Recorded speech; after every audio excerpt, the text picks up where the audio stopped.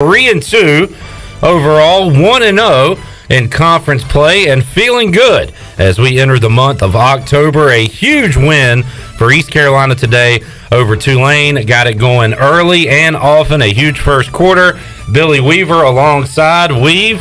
Pirates needed it. Pirates got it in a big way. I tell you what, they got momentum right now, which is exactly what you want heading into October, into conference play. They're 1-0 in conference play, 3 consecutive wins. I didn't really see this coming as far as the dominance by East Carolina. I thought it'd be a much closer game, and it had the potential to get close there at the end a couple times. Credit to Tulane. They didn't go away, but the Pirates then put their foot back on the gas, pulled away at the end, so that's a big victory. 317-1250. We're taking your calls. We'll be back on the U.S. Cellular 5th Quarter College Hour right at this. At U.S. Cellular, we can help everyone stay connected for less. And less also means more, as in more choice. Right now, you choose any phone and we make it free. Plus, get unlimited data for $30 a month with 4 lines. U.S. Cellular, America's locally grown wireless. Terms apply. See uscellular.com for details. This is Brandon Tate, owner and operator of Atlantic Wireless, an authorized agent for U.S. Cellular since 1997. Visit atlanticwireless.com to find the store near you. We go beyond the call. Chico's Mexican Restaurant is the home of the best margaritas. Grab your amigos and head to Chico's every Tuesday for the Gulf of Mexico. A huge 46-ounce lime margarita for only $6.99. On Thursdays, relax and enjoy half-price pitchers of Chico's house margaritas. Choose from lime, strawberry, blood orange, raspberry, or peach. For Mexican food and fun, it's got to be Chico's Mexican Restaurant in downtown Greenville and online at chicosrestaurant.com. Chico's, where the fiesta never ends. How much does the word reliable mean? Sure, all businesses describe themselves as reliable, and we certainly wouldn't expect any business to be unreliable, but when you take a word like reliable and make it your way of life, the entire core of your business, it tends to mean a little more. And it's something you have to show people, not tell them. At Delcor, we show it by being there the same day you call. We show it by simply doing outstanding work with exceptional products, a family-oriented work ethic, and genuine caring for all of our neighbors throughout Eastern NC, because in a time of need, we know the first and the only thing you need is someone you can count on. That's why we only use equipment you can count on too, like a train comfort system. It's hard to stop a train. Delcor can have a new train comfort system installed in no time, or we can provide an AC tune-up to make sure your system is performing well. So will your system keep you cool all summer? Find out. Call us. We're Delcor, the service professionals, reliable for over 4 decades. Visit delcorinc.com today. Discount Mattress and Furniture, 1501 Evans Street in Greenville. Everything must go up to 75% off. Air conditioners, $199. Refrigerators, $199. Dryers, $199. Queen mattresses, $199. ECU purple chairs, $99. Everything must go up to 75% off. Discount Mattress and Furniture, by the railroad track, 1501 Evans Street in Greenville. Winning is not everything, it's the only thing. Hey Pirate Nation, this is Tom Brown from Brown & Wood Buick GMC Truck. We've been serving the Pirate Nation in Eastern North Carolina for 83 years. We have 4 brands, 3 generations, 2 showrooms, and 1 goal: to make sure you leave a happy customer. This month at Brown & Wood, get an all-new 2021 Buick Encore GX. Save over $3,000 or 0% financing for 72 months. As always, Brown & Wood is the home of the lifetime powertrain warranty on all new and pre-owned vehicles. We're located on Greenville Boulevard next to the Convention Center, or shop us online at brownandwoodauto.com. Do you suffer from pain, anxiety, or sleeping issues? Eastern Healthcare has a solution for you. Eastern Healthcare is the premier CBD store with retailer quality products to help with any ailment you might have. They carry nationally recognized brands such as Curative's Delta 8, CBD Distillery, and Charlotte's Web, with a wide variety of delivery systems. This is Adam from Eastern Healthcare. Come visit our store at 2245 Stantonburg Road across from Vidant Hospital, or call 227-4199. Eastern Healthcare. Wellness starts here. When your family gathers around a shakaroni from Papa John's, you're sharing more than extra cheese and pepperoni. You're sharing scholarships, meals, and laughter. Because $1 from every shakaroni goes to charity. That's pizza with a purpose. Hey, Pirate fans, the Shakaroni Pizza is back, and only for $13. Plus $1 from every purchase goes to charity. The Shakaroni is an MVP move for game day or any day. Place your order online at papajohns.com and sign up for Papa Rewards. Papa John's, the official pizza of the ECU Pirates. This is CJ Johnson. Join me and the other Pirate Radio athletes exclusively each Monday on PRL. Pirate Radio is the voice of Pirate Nation.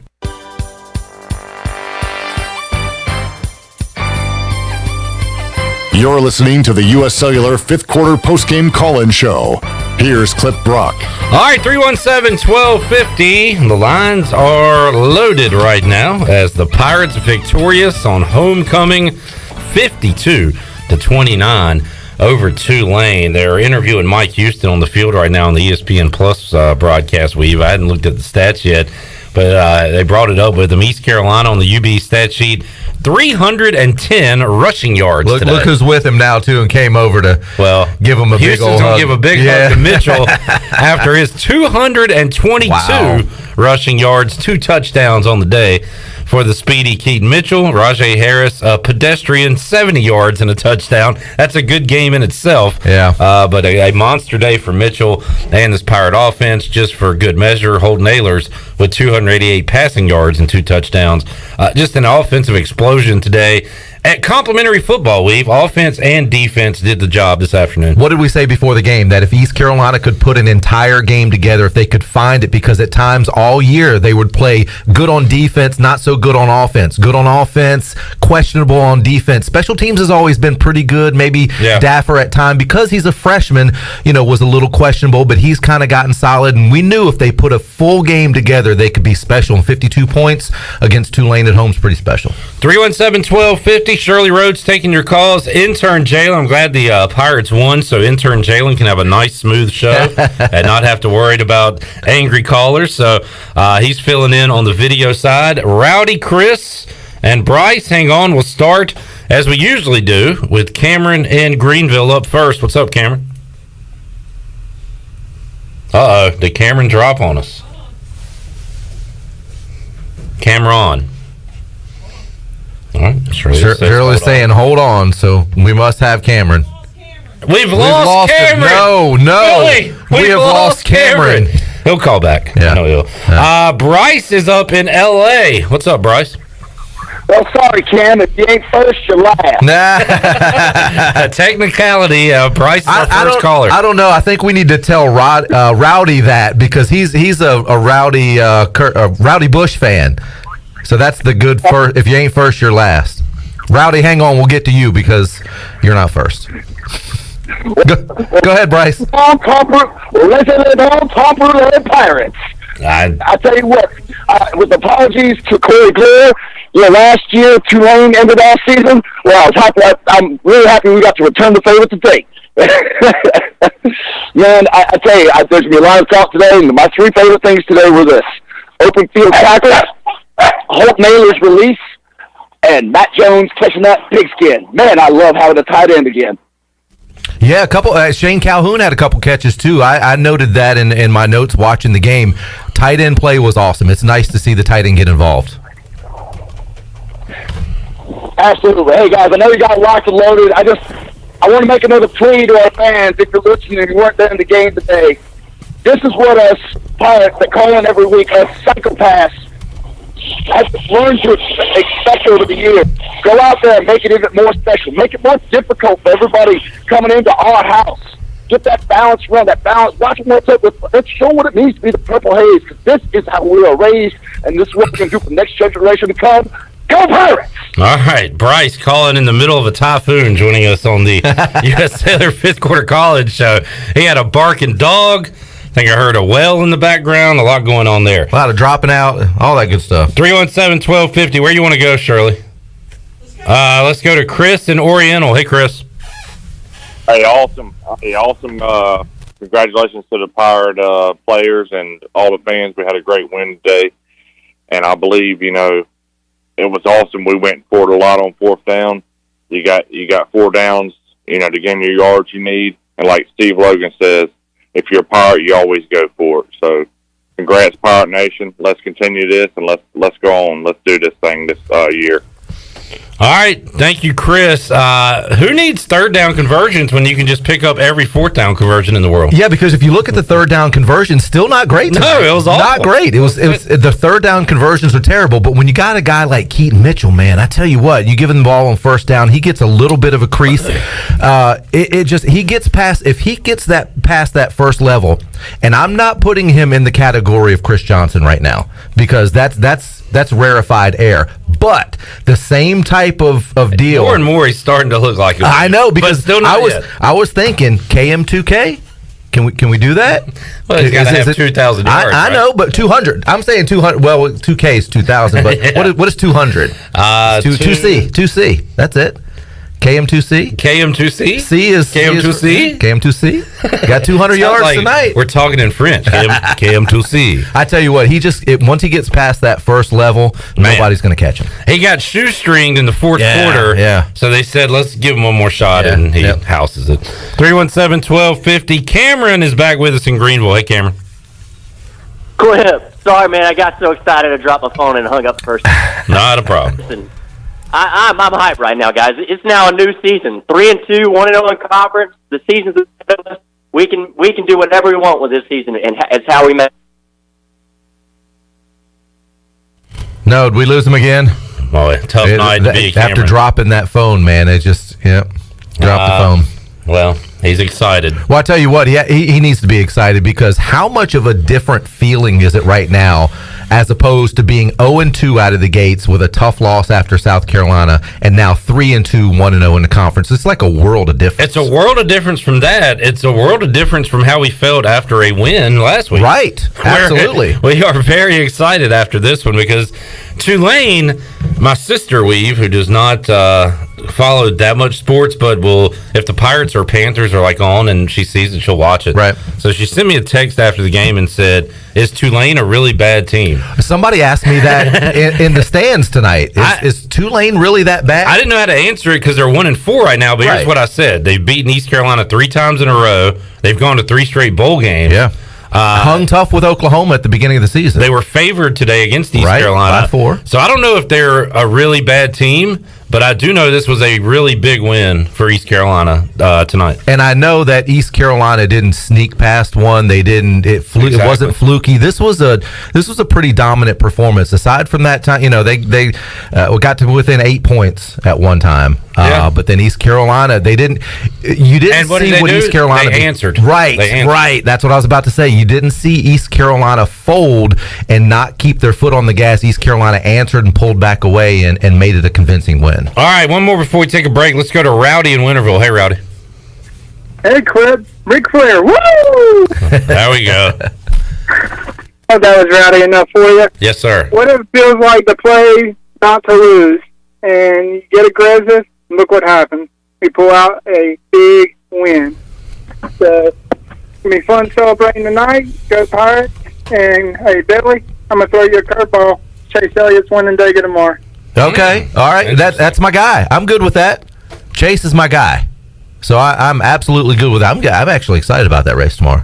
They had the big one in the truck race earlier. Yeah, Rowdy, good call, and I agree. I was thinking about it during the game. It is awesome to be the aggressor in those situations where it's fourth down. I can't wait to talk to the players on Monday in the Players Lounge and ask them what a confidence boost is. 2 different ways. You're confident because your coach believes in you to go get the fourth down. Absolutely. And then after you do it 1, 2, 3, 4 times, you got to be feeling invincible there on offense that you can do anything when you convert those fourth downs. And you know what? For everybody that gave Donnie a really hard time about play calling, I think play calling was very innovative and very inventive tonight. I mean, because there was a lot of plays. The pooch kick by Holt Nailers, I mean, I think that was perfect. He played it perfectly. You got Mason Garcia in from time to time. There were fourth downs. There was the little shovel pass for the touchdown in the second quarter, I believe it was. So there was a lot of different things. The tight ends were getting involved, the running game. So the Pirates looked very... they just looked like a total package offensively. Absolutely. 317-1250, Dusty, Sean, and Jimmy. We're coming to you next. That means we have an open line if you want to jump in right now on the U.S. Cellular 5th Quarter Call-In Show. Thanks to Tiebreakers for the awesome post-game food. Weave and I once again went with the cheesesteak in a wrap. Can't go wrong. I went tots instead of fries tonight, Weave. I got fries tonight. So it was. I like the tots. Fantastic. Jalen went with the chicken tender basket. Shirley went with the boneless wings. And we are all happy campers thanks to tiebreakers. You might see me there tomorrow watching the Washington football team take on the Falcons. I might go to the Buck tomorrow and watch the game. Buck. So right. might split between tiebreakers and I might do the Chandler Triangle. He goes to like AJ's, the Buck, and tiebreakers. All on Sunday. Nothing wrong with that. Might hit that. Right. 317-1250. We're back with your calls right after this.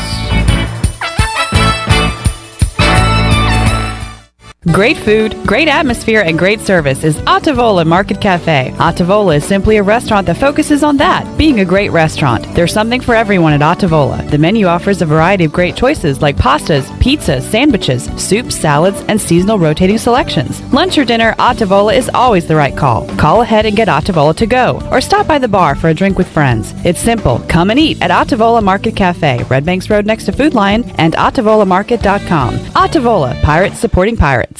In sports, if you think joy only happens after you win, think again. Look at the world's most successful athletes like Serena Williams, Brooks Koepka, and Alex Morgan. They don't spend all their days grinding away. They take time to enjoy themselves, like getting together with friends over a Michelob Ultra, because they know that happiness is the key to winning, and that joy is the whole game, not just the end game. Michelob Ultra. 95 calories, 2.6 grams of carbs. It's only worth it if you enjoy it. Enjoy responsibly. AB Michelob Ultra Light Beer, St. Louis, Missouri. Be sure to check out David Price Construction for all of your commercial or custom residential renovation and building needs. Run by ECU alumni, David Price Construction specializes in commercial projects, maintenance on facilities, and large-scale residential renovations and additions. Proud to be voted the Remodeler of the Year by the Home Builders Association of Raleigh-Wake County in 2018 and Best Business Commercial Remodel Project winner for 2020. David Price Construction, the proud ECU Home Services partner. Blue 42! Blue 42! Unlike football, life doesn't take a timeout, and anything can happen at any time. Unfortunately, anything isn't always a good thing. You need auto and life coverage, and agents there for you 24 hours a day, 7 days a week. You need North Carolina Farm Bureau insurance. Timeout, not even in our vocabulary. Pirate fans, call Brian Coleman or CJ Messerly at 756-3007. North Carolina Farm Bureau Mutual Insurance Company. Farm Bureau Insurance of North Carolina, Inc. Southern Farm Bureau Life Insurance Company, Jackson, Mississippi. An independent licensee of the Blue Cross and Blue Shield Association. In studio with Gloria from Kinetic Physical Therapy. Gloria, what is cryotherapy? Cryotherapy is when your body is exposed to extremely cold but therapeutic temperatures for several minutes. It has many benefits, including decreased pain, decreased inflammation, increased energy, and improved overall wellness. That's why at Kinetic Physical Therapy and Wellness, we offer a wide variety of services, including cryotherapy. So whether you're an athlete or whether you just want to give your health a boost, cryotherapy will help to ensure that you're feeling great and living well. So come chill with us and you'll be back for more. Pirate fans, get ready for a winning season and team up with Quality Equipment, your local John Deere dealer and proud sponsor of the ECU Pirates. When you do business with us, you'll get things done right. We're proud to offer a large selection of new and used John Deere equipment, a fully stocked parts department, and a highly trained staff who is here to support you throughout the life of your equipment. So get quality done right before every ECU game day and visit QualityEquip.com. Hello, this is Michael McGraw from Orthopedics East and Sports Medicine Center of Greenville. We offer a variety of services including arthroscopic surgery, sports medicine, carpal tunnel and general orthopedics, fracture care, total joint replacement, physical therapy, and on-site MRIs. For experienced professional medical care, visit our office on W.H. Smith Boulevard in Greenville and online at orthoeast.com. Orthopedics East providing services to ECU and Pitt County athletics for over 35 years. Go Pirates! Hey Pirates, this is Holt Nailers. A big part of my success on the field is what I eat at home. To keep my body filled up, I order meals off a Clean Eats meal plan. I choose the meals I want from 6 different meals offered each week, and I pick them up on Sunday or Monday at the cafe on Red Banks Road. Each meal is packed with the perfect mix of healthy proteins, carbs, and veggies to keep my engine running at full speed. Go to CleanEats.com, click on meal plans, or stop by the cafe and get all the info. Clean Eats and the Pirates, a winning combination. This is assistant football coach Drew Dudzik, and you're listening to Pirate Radio, the voice of the Pirate Nation.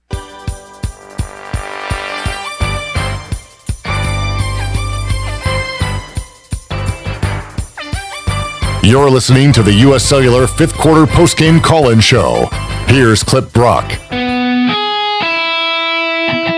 Now, with the Pirate Radio scoreboard, here's Shirley Rhodes. All right, let's go over the finals from earlier today. Some of them a tad bit surprising. Number 7, Cincinnati defeated number 9, Notre Dame in South Bend.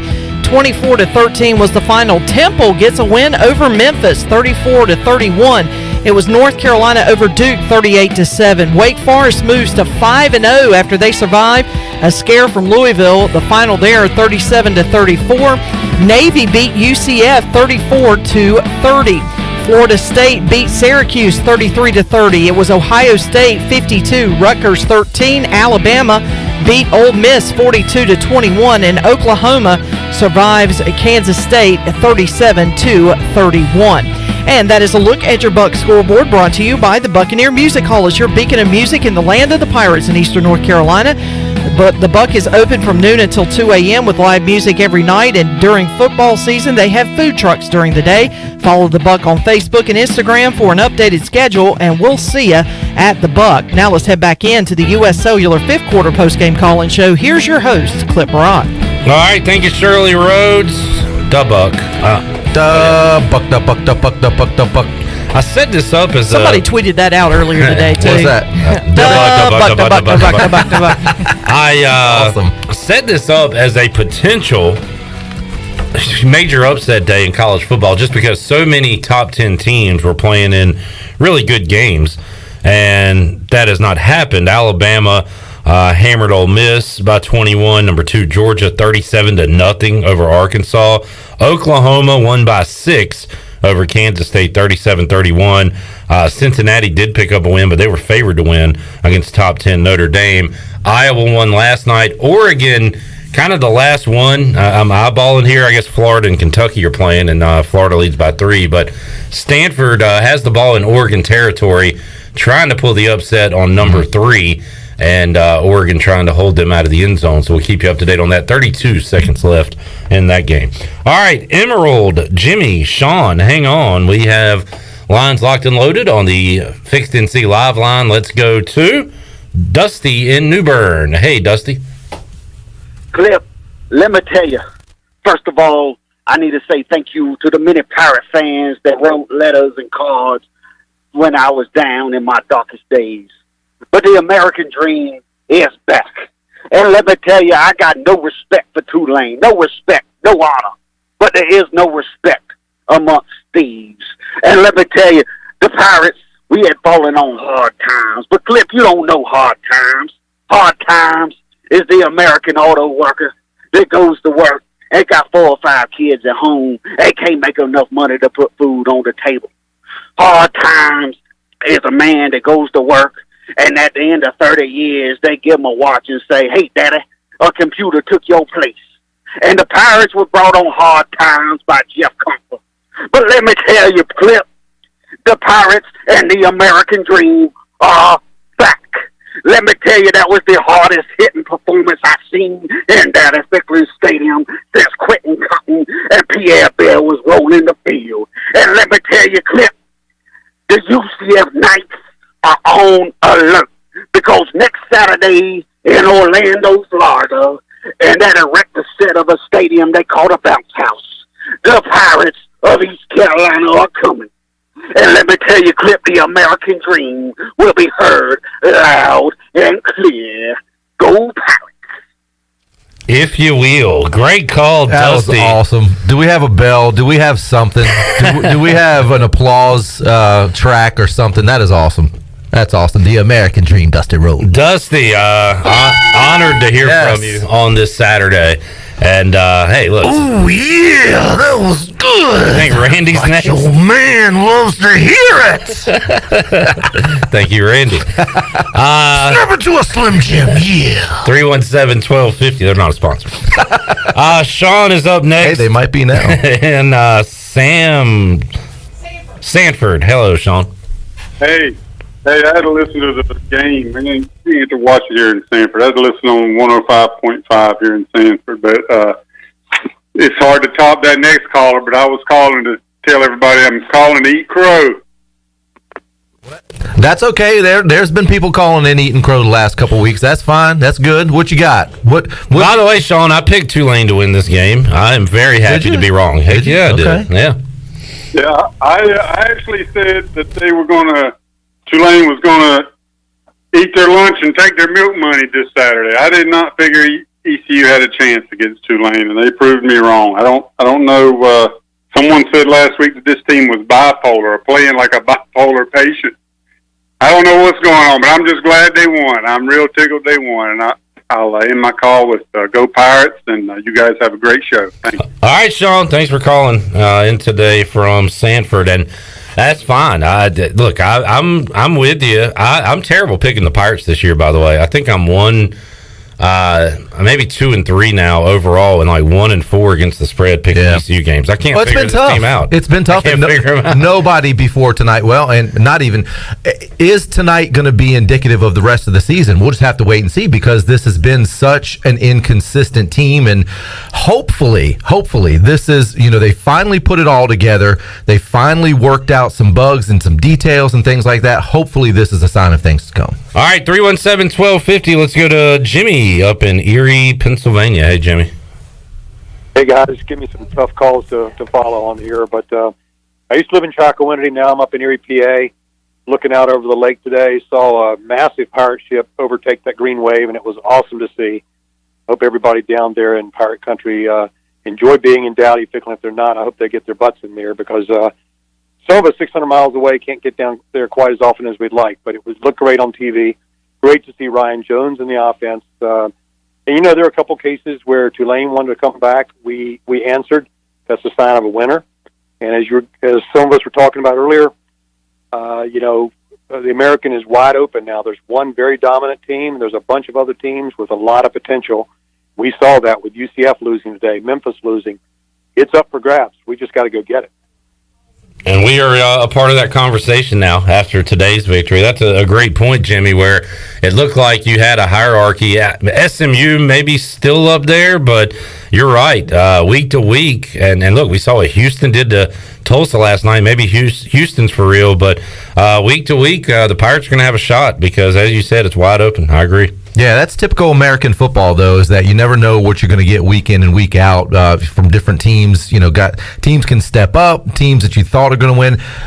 Like he said, I believe that there's one dominant team right now, obviously, in Cincinnati. And that one's going to be a tough one at the end of the season. We got a touchdown by Stanford with the clock expiring. Do you go for 2 in the win or send it to overtime, Weave? Wow, you're at Coach home. Weave, you got to make the call. 4-0, number 3, Oregon at home just scored. Go for the 2, because when you're at Stanford, you go for it every time.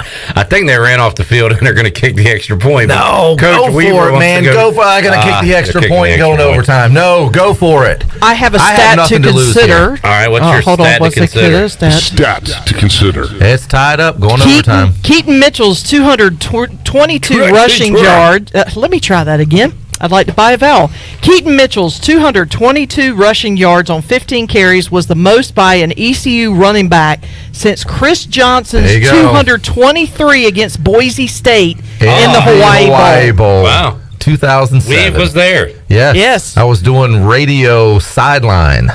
And surfing. I did. Don't lie. I did surf on the North Shore. That's one of my claims to fame now. All right. Thanks for the call, Jimmy. Let's get one more before we take a break. Yeah. Emerald in Blunt's Creek. Hello, Emerald. Hey, this is Emerald in Blunt's Creek. How are y'all doing? Great. Doing good. I know y'all hate it. First of all, go Pirates. Great win. Keaton Mitchell had a great game. Shirley, I think that's your name, and I think you stole my thunder. But what's up with the helmet? Can we not afford the purple paint? I watched this game from home. Unfortunately, I've had a sick baby. Thankful to be in Eastern North Carolina and be able to watch the game, even though I can't be in the stadium. But it's embarrassing. The paint is shipped to hell when you watch it. I did notice that. I think I noticed that last week. I like the colors of the helmet. It's like a chrome purple, but I noticed that too. Maybe it is the paint. I don't know. But that's good that we're complaining about paint on the helmets. That's right. That's all we have to complain about. That's right. It was okay.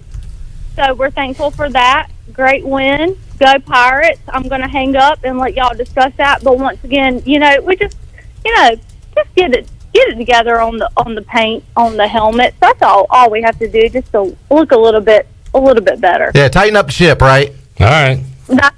That's right. All right, Emerald. You got to look good to play good. That's right. That's right. The paint is chipped to hell, according to Emerald. All right, 317-1250.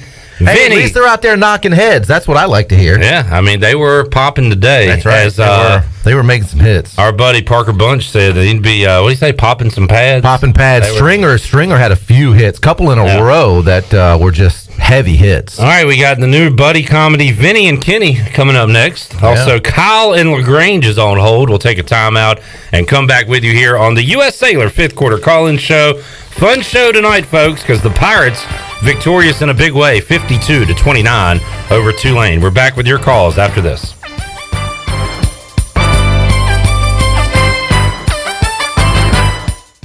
Other food delivery apps charge surprise fees, but Domino's is giving away $50 million worth of surprise frees, like free pizza, lava cakes, or cheesy bread when you order delivery online. And we found some unique ways to get the word out.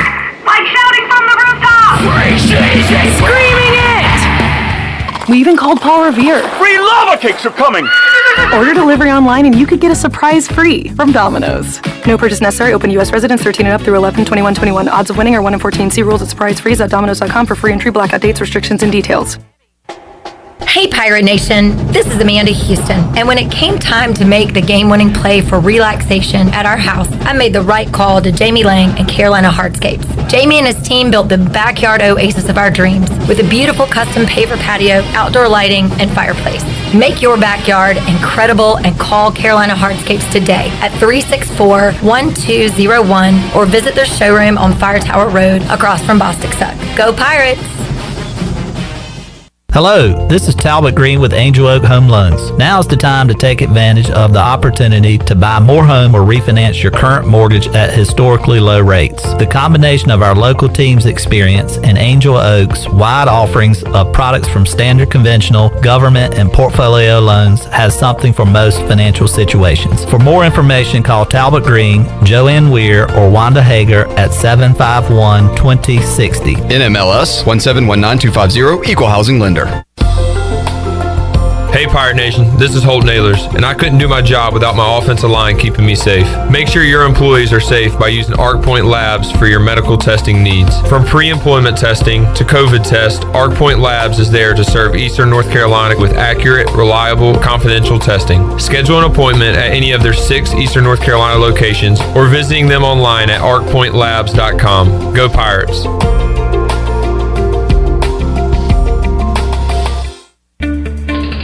I'm Michael Vaughn with East Coast Grading and Utilities. Many of you know my dad, David Vaughn, and his work in putting in subdivisions all over Pirate Nation. But East Coast Grading and Utilities is not just for those type of big jobs. We're here for the homeowners. Whether it's concrete, driveways, hauling rock, or sand, whatever you need, East Coast Grading and Utilities can get the job done. Call us at 252-531-7494 or check us out on Facebook at East Coast Grading and Utilities.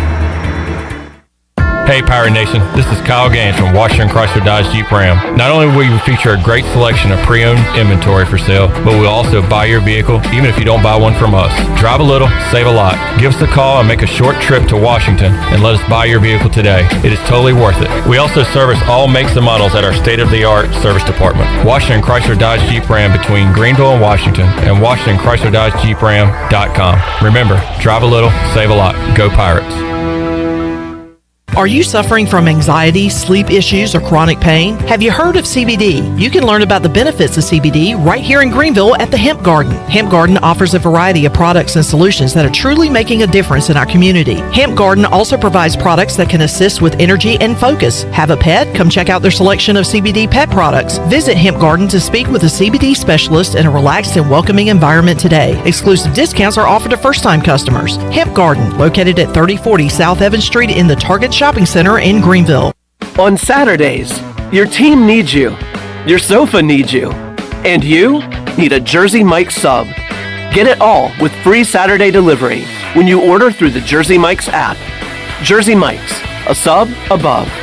This Saturday, while you watch the game at home, we're watching The Grill at Jersey Mike's. Order through the Jersey Mike's app for free delivery on Saturdays. Unless you're going to miss hearing this. Jersey Mike's, a sub above. This is Big John Williams, strength and conditioning coach for East Carolina football, and you're listening to Pirate Radio, the voice of the Pirate Nation. You're listening to the U.S. Cellular fifth quarter postgame call-in show. Here's Clip Brock. All right, back with you on the U.S. Cellular fifth quarter call-in show. Celebrating a Pirate victory tonight, 52-29. Talking about a great offensive performance, rushing and passing. We're talking about some hard-hitting defense, some shoddy paint work on the helmets, and more. Whatever you got on your mind, we are here taking your calls on the fifth quarter. Shirley Rhodes taking your calls. Intern Jalen here as well. And Shirley, what you got? I was going to say I have yet another stat to consider. Well, look at you, Shirley Stats. The team rushing yards that were amassed today, which, by the way, is 310, are the most team rushing yards by ECU since racking up 491 at Memphis in 2007. And that was also a CJ explosion day, if I recall. Maybe some Dominique Lindsay, I think, was in that backfield, if I'm not mistaken. Maybe some Brandon Simmons action in there, too. I'll have to check the box score. All right. Thank you for that, Shirley. Dade, Kyle, Kenny, hang on. Let's go to Vinny in Washington. Hey, Vinny. Hey, guys. Thanks for taking my call. And I want to touch up on a couple things. First of all, those critics for last week, I didn't call for a simple reason. I was thinking that those complaints and this and that. Take this and smoke. This victory was for all those critics. Then again, another thing last week, everybody was complaining how better we played, this and that. When you have a tough game, coming up, you show all your cards on your table, you show all your weapon or your strength, their weakness to the opponent to do their own work on your team. I mean, if anybody ever coach on any level, I never coached on that level, but middle school, high school, and all that. But when I have a tough opponent and an easy game coming up, I just do enough to win, which we did. It was an ugly win, but it was a win. So the opponents tend to make their own work on your roster. Guess what? They're going to put the stronger defender on your weakest player, and the weak defender on the strong player. They don't know who the aces are. So to me, today I called this game, the area where I was sitting, I thought, look, we're going to smoke this team today. Yeah, but we are underdog. Doesn't matter. We're going to smoke them. Those coach, they can coach. Second of all, why can't we give the same hospitality, the Marshall gives to us when we go there? There is a group of people behind the opponents. The opponents, they're always talking trash to the opponents. So why can't we show respect? We have to beat them on the field, not on the stands. One thing that trapped them into this area 36 years ago was the Southern hospitality. What can we offer that to our opponents that come to our stadium? Well, some do, some don't. That's an individual choice that people need to make, but there's morons everywhere. Yeah, and I think for the most part, ECU fans are pretty hospitable when other opponents come in, and I think that's kind of a rarity at ECU. So hopefully that doesn't happen. Hopefully it's more hospitable than not at ECU. Thank you, Vinny. There is Vinny in Washington, 317-1250. And as far as putting stuff on tape, everybody's seen the tape of Keaton Mitchell. He continues to do what he does. So there's nothing you can do about that. That's on tape, and he's still getting it done. It's just part of the script right now, a Keaton Mitchell breakaway touchdown. Speaking of touchdowns, 3rd and 11, touchdown Stanford. Wow. They take a 6-point lead, PAT pending in overtime. Number 3, Oregon on the ropes, on the road. We'll keep you updated on that on the Buccaneer Music Hall scoreboard. All right, Kenny is up next in Blunt's Creek. Hey, Kenny. Hey, Cliff. How you doing tonight? Hey, great, man. Doing good. Hey, Billy. Really good win, signature win, conference win. We're on our way. We got 3 wins. We only need 3 more for a bowl game.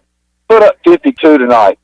Just shows you, if we let these guys play and let them play fun and fast, we can score points. And it's so nice to see that tonight. It's nice to see the crowd engaged and watch these guys perform like we know they can. We already know these. I think a lot of us, and I believe you guys will say the same, we really think this team's a decent team. It's a good team.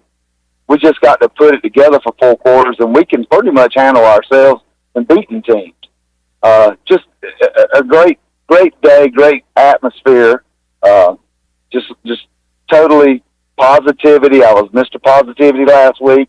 Not going to whine about a dang thing. Notice that, Shirley. I didn't cuss. We got to keep moving, man. We got a chance to go down to Florida next week and take a team with a hurt quarterback, and we can make a statement there. Let's enjoy this game for tonight, move on to next week, and I'd also like to say kudos to the Pirate Radio tailgate today. It was a soiree of celebrities. Man, wow, I enjoyed the hell out of it. Oh, I cussed. Sorry. But, man, just what's your thoughts on how we played today? And I'll step back and listen to you guys because I could, you know me, I'm a social butterfly. I'll talk all damn night. All right, Appreciate it, Kenny. Kenny, it was good seeing you at the Pirate Radio tailgate too. And yeah, I mean, members of Parmalee stopped by. Robert Jones was there, of course. Touchdown Tony Collins. Tony Collins was there. Mark Washington. A lot of former ECU football players, and just lots. At least of one of the Hart twins, maybe both. Yeah, I saw one of the Hart twins. Yeah, so lots of people there, and to Kenny's point, Kenny hit on something that I believe was key to victory tonight, playing fast. And that's not just on offense, but on defense as well. Defensively, the guys played fast. They swarmed around the football. The guys tackled well on defense. Offensively, there seemed to be a good pace offensively. They played quick offensively, and I think they just put the gas pedal down and played very well. I hope we see more of that this season. And as a previous caller said, played as the aggressor tonight. Yes. We put them on their heels, starting from really the opening kickoff, and it was awesome to see. All right, let's go to Dade in Wilmington. Hey, Dade. Kyle? Oh, I skipped Kyle. That's on me. Sorry, Kyle. It's my first night doing this. How about training? Guys, I tell you what, man. What a perfect day in Greenville, man. It couldn't have been any better. From the weather to the performance on the field, even Parmalee at halftime. I'm more of an outlaw country guy. Little Cody Jinks, little Waylon Jennings, Turtle Simpson. But even the pop country, I enjoyed that today from the local boys. Everything was fantastic. No complaints. Concession stands, the lines were reasonable. I mean, you couldn't have had a more perfect day. It's like old times at Dowdy-Ficklen Stadium, beating somebody's ass, getting a big win, 3 wins in a row, 1-0 in conference. 1-0 in conference. Think about that. With some of the upsets that happen today in conference, you don't have to win the league. You don't have to win your division. There's no division anymore to make a championship game. Who knows? We don't play SMU. Who knows how the cards fall at this point? We could finish second and play Cincinnati all over again for the conference championship. Who knows? I'm not calling that. I just want to get 3 more wins and get to a bowl game with 6. But, I'll say this. I ain't got a lot to say. I'm just happy and no complaints, which is rare for me. But I spoke with Corey Glore Thursday night, and Corey was very confident that the Wave was going to win this one. So I just want to say to Corey, neener, boo-boo. Go Pirates. Love that. That's awesome. Kyle. Hello, Kyle. Corey Glore on the wrong side of this one. We caught up with him on Pirate Radio Live earlier this week. Great dude, and he had to watch the Pirates stick it to the Green Wave today. That was good to see. All right, now we go to Dade in Wilmington. Hello, Dade. Hey guys, how y'all doing tonight? Doing good, Dade. Good. Yeah, I agree with the last caller, man. Felt like that old Dowdy-Ficklen Stadium tonight. Felt great. That's great to hear. Weave, you were there. Yeah, and it wasn't packed. I can tell you that from watching on TV. No, it wasn't packed. But of course, over in the Tulane section where they have the away team, that's as little of a crowd for an away team that I've seen. Of course, South Carolina had a good contingency of fans there. That helped out with the capacity or with the numbers at Dowdy-Ficklen Stadium during that game. And getting back to Kyle's point about the concession stands, I agree. We came into the stadium. My fiance and I came into the stadium a little bit early. We wanted to get there, about 20 minutes before the game to make sure we see all the introductions and stuff. I went to the bathroom. she got in line for a water, so we'd have water, when we're going up, and it was quick and it was short and not like anything like it was the first couple of games. So they've corrected that situation, and it was a good experience today. And Parmalee was awesome at halftime. That's the first time I can ever remember halftime entertainment like that, as opposed to the band or something like that. I think it might be. I don't ever remember a concert per se. It wasn't really a concert; it was 3 songs, but still, I don't ever remember that being done at Dowdy Ficklen Stadium. Not in my tenure here, anyway. Dade, what else you got? Nothing, man. I was just third-generation Pirate here. We got some family that came to ECU back when it was ECTC, man. Just super proud of Mike Houston and all the guys. And go Pirates from the Duttons, the Baines, and the Isleys. And just good to see Mike Houston at the end of the game being so happy, man. It was just good stuff tonight. Yes, sir. Well said. Thank you, Dade. Yeah, those guys have had some pressure on them. The coaches, players, Holton has been taking a lot of heat. Of course, Donnie Kirkpatrick's been taking a lot of heat. Mike Houston early on taking a lot of heat as well. It's nice to see those guys get some of that monkey off their back. Yeah, it's just, and it's great to have that sense of pride for your school, your university that we have not had in so long. Yeah. And, the comedians, the Sklar brothers, are in the world of comedy where there's not a lot of sports fans, and they tell non-sports fans that are like, why are you so into this? Like, you're St. Louis Cardinals, and they're like, it's a civic pride thing. Yeah. Like for pro teams where it's something everybody can rally around and feel good about. And that's how we are here in the 51st state with East Carolina. We love our Pirates. We're hard on our Pirates sometimes, but when they win like this, and you heard it from the third generation Dade there, the sense of pride he had for East Carolina today. That's right. Awesome. And it goes from generation to generation. Like he said, he's got family members that were at East Carolina when it was ECTC, East Carolina Teachers College, and that's a long time ago. All right, 317-1250, Jim, David, John, you are up next on the U.S. Cellular 5th Quarter Call-In Show. Shirley Rhodes is taking a call, and she's going to send us to break, and we will be back with you. More calls on the Fixed NC Live line coming up on a celebratory edition of the U.S. Cellular 5th Quarter Call-In Show. We got a final, and I was right about one upset. Stanford has knocked off number 3 Oregon, and they're rushing the field. The Nerds are taking the field. Here they go. Oh, that guy just bit it. We got fans. Keep the camera right there. Look at the girl. Oh no! Don't do it.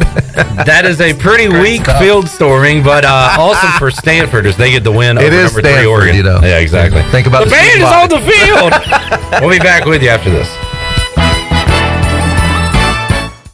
Hello, Pirate Nation. This is Bram Anderson from Tiebreakers, and we are excited to announce that we will be opening our second location in Winterville soon. Right now, our growing company is hiring team members for all positions for both locations. We need managers, bartenders, servers, cooks, and dishwashers. If you're looking for an opportunity to be on a fun and exciting restaurant team, then come see us today. Apply in person at Tiebreakers at Bells Fork. Check us out at tiebreakersnc.com.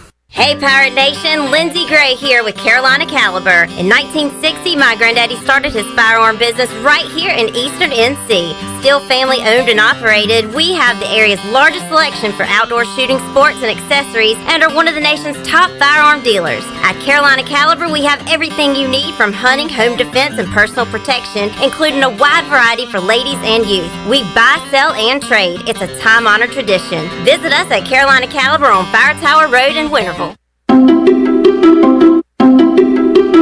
That's for you. Answer the call from patients who need plasma. Donations are down, so give plasma at a Grifols Center and receive compensation. Visit grifolsplasma.com. Gonna get that? Answer the call from patients who need plasma and receive up to $700 your first month when you donate at a Grifols Center. Visit grifolsplasma.com. BMS Builders is your premier custom builder in Eastern North Carolina. With Blackwood and Mills Creek in Greenville, Dalton's Cove in Farmville, and Belmar and Ayden, these are just a few of the developments featuring BMS Builders homes. They can build the home of your dreams. Just ask Dr. Dennis Ross in Greenville or East Carolina football coach Mike Houston. They built their homes, and they can build yours as well. BMS Builders. Give them a call at 916-1578 for BMS Builders. Watch our prices fall at Bostic Sugg Furniture. All the gotta get it now looks and styles are in. We have what you need to add warmth and beauty to any room. Sofas, sectionals, and motion furniture from the best brands. Lazy Boy, Bassett and Rowe, all in stock with huge in-stock savings. And the more you buy, the more you save. Up to $720 back, plus great savings on Serta and Restonic mattresses. So watch our prices fall at Bostic Sugg Furniture. We know that juicy, cheesy, grilled to perfection burger sounds amazing, but it does sound like something is missing. Pepsi, baby! The yin to this burger's yang. Burgers and Pepsi go together like burgers and Pepsi. This perfect blending of flavors makes every bite of lettuce, every sesame seed on the bun, and every sip of that crisp, refreshing, ice-cold cola a journey to Foodtopia. Burgers, better with Pepsi. That's what I like. Is that the sound of an ooey gooey cheesy crunchy slice of P-I-Z-Z-A? Obviously, but as good as that sounds, we think it can get even better. Oh yeah, that's the sound of a freshly opened fizz-filled Pepsi. The only thing that can take this flavor medley of crunchy dough, mouth-watering cheese, and savory sauce to the next level. How about another bite? Pepsi and pizza sound like a match made in heaven and taste even better. Pizza, better with Pepsi. That's what I like. I'm Sam Jones, and for more than 3 generations, my folks have kept the fires burning for Eastern North Carolina Whole Hog Barbecue. At Sam Jones, you'll find our smokehouse pumping out wood-fired meats, cooked fresh every single day. There are no freezers at our place. Everything, and we mean everything, is made fresh daily, including our sides, sweets, and sauces. Stop in and see us, and I bet you'll be able to taste our passion in just one bite. At Sam Jones Barbecue, you'll find plenty of smoke, but no mirrors. You're listening to Pirate Radio, the voice of the Pirate Nation.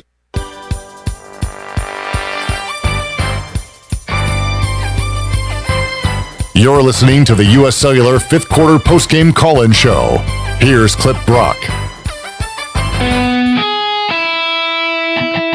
Now, with the Pirate Radio scoreboard, here's Shirley Rhodes.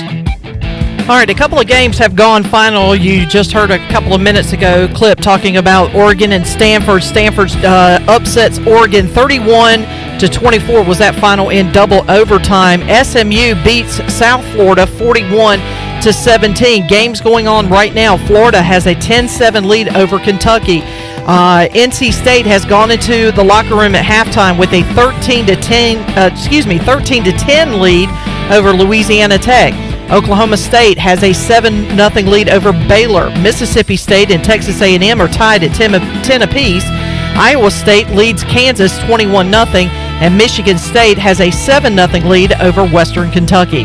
That is a look at the Buck scoreboard, brought to you by the Buccaneer Music Hall. It's your beacon of music in the land of the Pirates. They're open noon until 2 a.m. with live music every night and food trucks during the day. Follow the Buck on Facebook and Instagram for an updated schedule, and we'll see you at the Buck. Now let's head back into the U.S. Cellular 5th Quarter Post-Game Call-In Show. Here's your host, Clip Brock. Da Buck. Da Buck, da Buck, da Buck, da Buck, da Buck. Hey, can I throw out a stat to consider?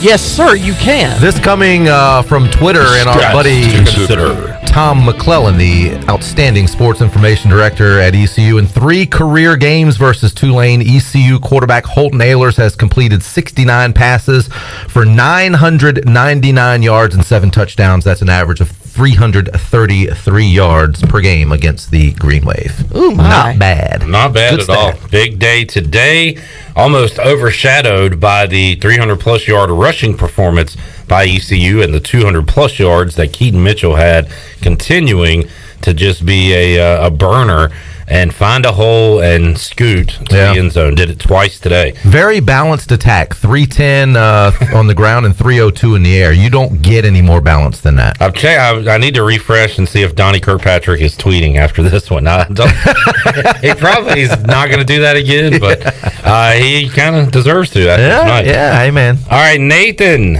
Jim, David, hang on. Let's go to John in Greenville. Hey, John. Hey, yeah, I just wanted to say that Holton really, I mean, he's inconsistent as can be, unfortunately. However, tonight he really turned it on, and he's impressed me beyond any end. And at the end of the game, I mean, just take it on a personal level. He really showed as the players walked off. You know, we're all standing there, and he just made sure he got the football. He got a kid a football. He's just a really class act, and I regret any doubt that I ever had with this guy. I mean, he's a really good guy, and we're back, man. I said this a couple weeks ago as we finished with Marshall. Wasn't so good with Charleston, but, I mean, we're officially back. Houston, I mean, he's got this team 100%. Anyone who doubts Houston can kick bricks. I mean, this team is officially back, and we're full flag, full steam ahead. And I just wanted to say that I've got the full support for this team, and thank you for having me. Thank you, John. Appreciate you calling in. And hey, there's a lot of good people in sports that make bad plays. I mean, you got to separate it. Like, you know, I hate Tony Romo. Well, I say that because he played for Dallas, but Tony Romo is actually a good dude. Yeah, So absolutely. Holton Ahlers, win or lose, interception or not, or touchdown, 70-yard performance against South Carolina or 300 today. He's still going to be a great person off the field, and then there's a lot of guys like that. So, he's always going to be the same guy. I've said that. He's consistent talking to us on Mondays, whether the Pirates lose and he plays awful or whether he puts up monster numbers and the Pirates win. So that's not going to change. The performance is going to change because he has been inconsistent in his time at East Carolina. But he was awesome today and picked up a win. And if he'd have lost that game today, he would have talked to a kid and gave an autograph. He's the same guy, win or lose. Yeah, and he's one of those guys that understands the leadership role of a quarterback, and he understands that, when it comes down to it, you're probably going to get a lot more credit than you deserve in victories, and you're going to get a lot more criticism in a loss when you play bad than you deserve as well. I mean, that's just the nature of the beast with the quarterback position and being a leader. Tonight, he did say in the post-game interviews that he gave so much credit to the ECU offensive line, and that's a big thing. If you think about it, Holton had time back there. They had a couple designed runs for him where he looked really good. Yeah. And you know what? I mean, this is a team sport, and we've talked about the offensive line. I think the offensive line played great tonight, gave him time to work and do his thing. Mike Houston said it in either the press conference or Wednesday after practice. Both teams are going to try to win in the trenches. That's Willie Fritz football. That's what Mike Houston football, that's what he wants to be. Pirates won in the trenches tonight and dominated the line of scrimmage, and it shows in the yardage and what they did defensively. 317-1250, David is up in Farmville. Hey, David. Hey, guys. That was a great game. I enjoyed the atmosphere, and like you guys mentioned earlier, concessions were not an issue. That was really good. First off, just a shout out to the underdogs. Everybody stepped up. Team-wise, it was great. Also, a couple of shout outs. Omatoso, I tell you what, coming into this year, the issue was could he make a catch and hang on to it? He made a couple of catches tonight that were really, really good, and glad to see him performing at a higher level. Also, shout out to seeing Ryan Jones get some carries, and that catch that Mason threw to him. I tell you what, that was a great throw. It had to be on the money, or that was going to be a pick six. But he made the catch and took it to the house, and that was great. Also, shout out to Donnie Kirkpatrick. I thought the play calling was a lot better. He's got to do something about number 23. The guy just runs too fast. He scores too quick. Nobody can catch him on the field. It's just an unfair advantage to our opponents. You got to slow him down some so we can burn more clock. I'm saying that in jest. But all in all, just a great performance. I'm not ready to anoint that we're back yet. Let's go beat up on Central Florida and give them a farewell goodbye and take care of business and go to 2-0 in the conference. 1-0 is a great position. 3-2 is absolutely great. Let's just keep building on it. Feel really good about the team. Like where they're going. Just love the way Mitchell runs and Harris compliments him. Found the tight ends in play. Just keep doing what they're doing. Very pleased. I'll hang up and listen, and you guys have a good night. All right. Appreciate it, David. And I can understand it's 25 is the jersey of Keaton Mitchell, but to some of the defenders, it probably looks like a 23 because he's so far down the field. The number gets blurry. The number gets blurry after he hits about the 25-yard right. mark on the run. I tell you what, I do like the sprinter's end at the goal line too. He does. So he's done the wave a couple times, and today on the long run for the touchdown, the sprinters crossing the goal line. That's pretty good. Pretty good stuff. All right, 317-1250. Maybe we should have that sprinter's tape at the end. So when the ball breaks the plane, you hit the tape. And absolutely. Yeah. All right, let's go to Jim in Grimesland. Hey, Jim. Hey, guys. What's up? Very happy with the win. I just want to say, I'm kind of disappointed. I still want to see Jeff Charles arm wrestle Corey Glore. I just think that would be great. Not a contest. That wouldn't be a contest. So I tweeted earlier in the week that this game was going to go into like 12 overtimes, and they were going to decide it by an arm wrestling competition. Jeff Charles in a steamroll. I told Jeff today, and he said, "Yeah, I got that one in the bag easy." But sorry, we didn't get to see that today. Jim. Strongest man on the radio. Yeah. Right. One more comment though. What's up? We need to see Morgan Ehlers say a little more args after the first down. I was kind of disappointed in that too. Well, he had a few early on. I think he likes the. Well, that's the thing is there weren't a whole lot of first downs. There was all those Keaton Mitchell long runs, so they were more touchdown args than the first down args. But yeah, I think the fans really like that too. But I know that Morgan tries to pick and choose when they're big first downs to do the arg and get people really into it. All right, he's had enough. 317-1250. Let's go to Nathan. Nathan Grantham. That's tough. Hey, Nathan. How you guys doing tonight? Doing good. All I gotta say tonight is that first of all, shout out to JSI Hatfield. JSI Hatfield, SA all day. Second of all, my boy Holden just killed him tonight. He was leader of the team, and he just killed him tonight, right? Like, he's my guy. I called him last week, and I said, everybody's hating on Holden. And, tonight he just killed it. You know what I mean? Oh, yeah. We know what you mean. Yeah, played well. And kudos to the receivers, too. You didn't see a whole lot of drop passes. Didn't see a whole lot of behind guys passes. You didn't see any bad throws from Holton. He played a very solid game tonight. It don't care who you put the receiver. Holden's going to kill him. Holden's going to put anybody who wants to receive it. You know what I mean, man? Yes, sir. Yes, sir. We know what you mean. Tonight, shout out to Hatfield, SA all day. I love Holton Naylor.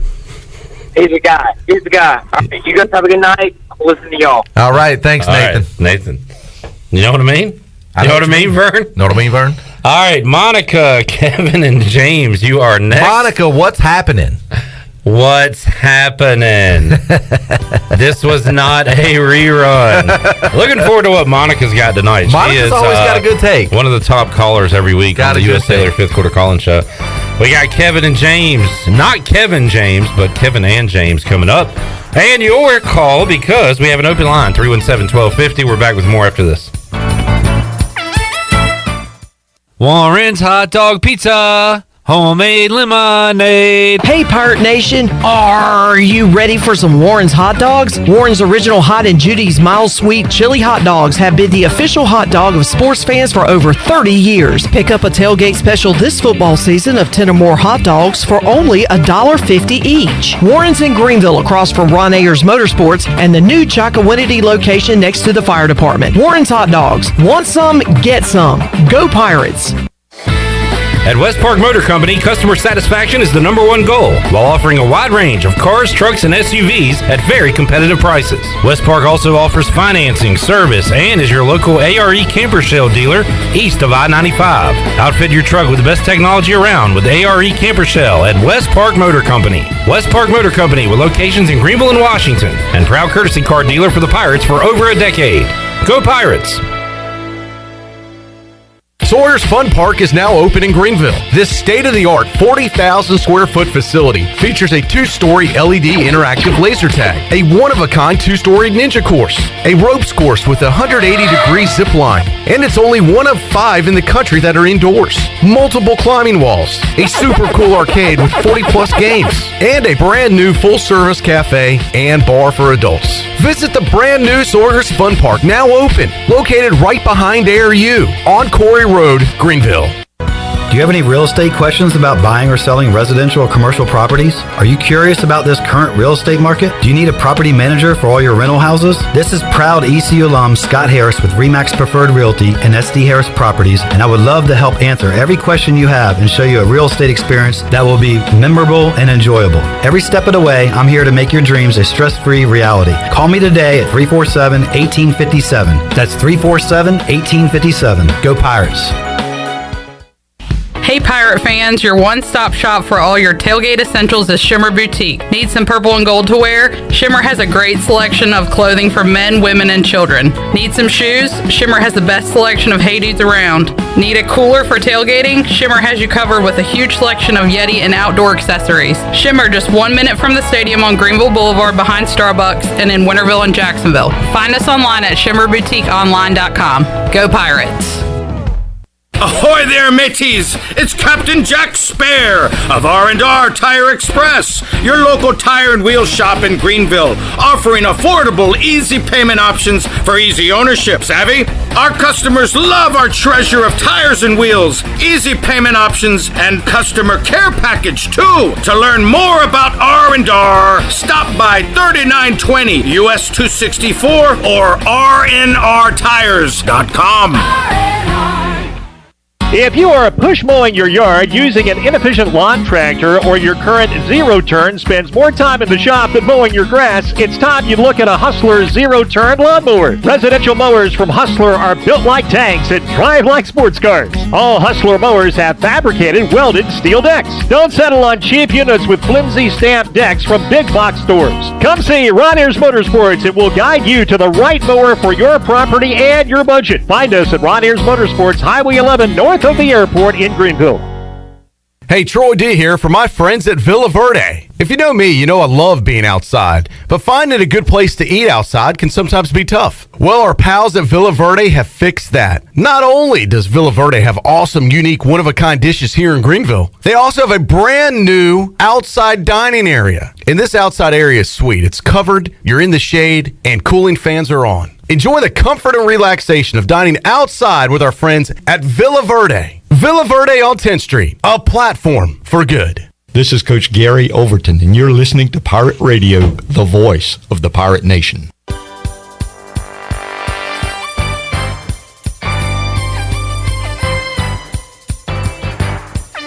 You're listening to the U.S. Cellular fifth quarter postgame call-in show. Here's Clip Brock. All right, back with you on the U.S. Cellular fifth quarter call-in show. Got Billy Weaver and the bling bling. Yes, I have. Looking good.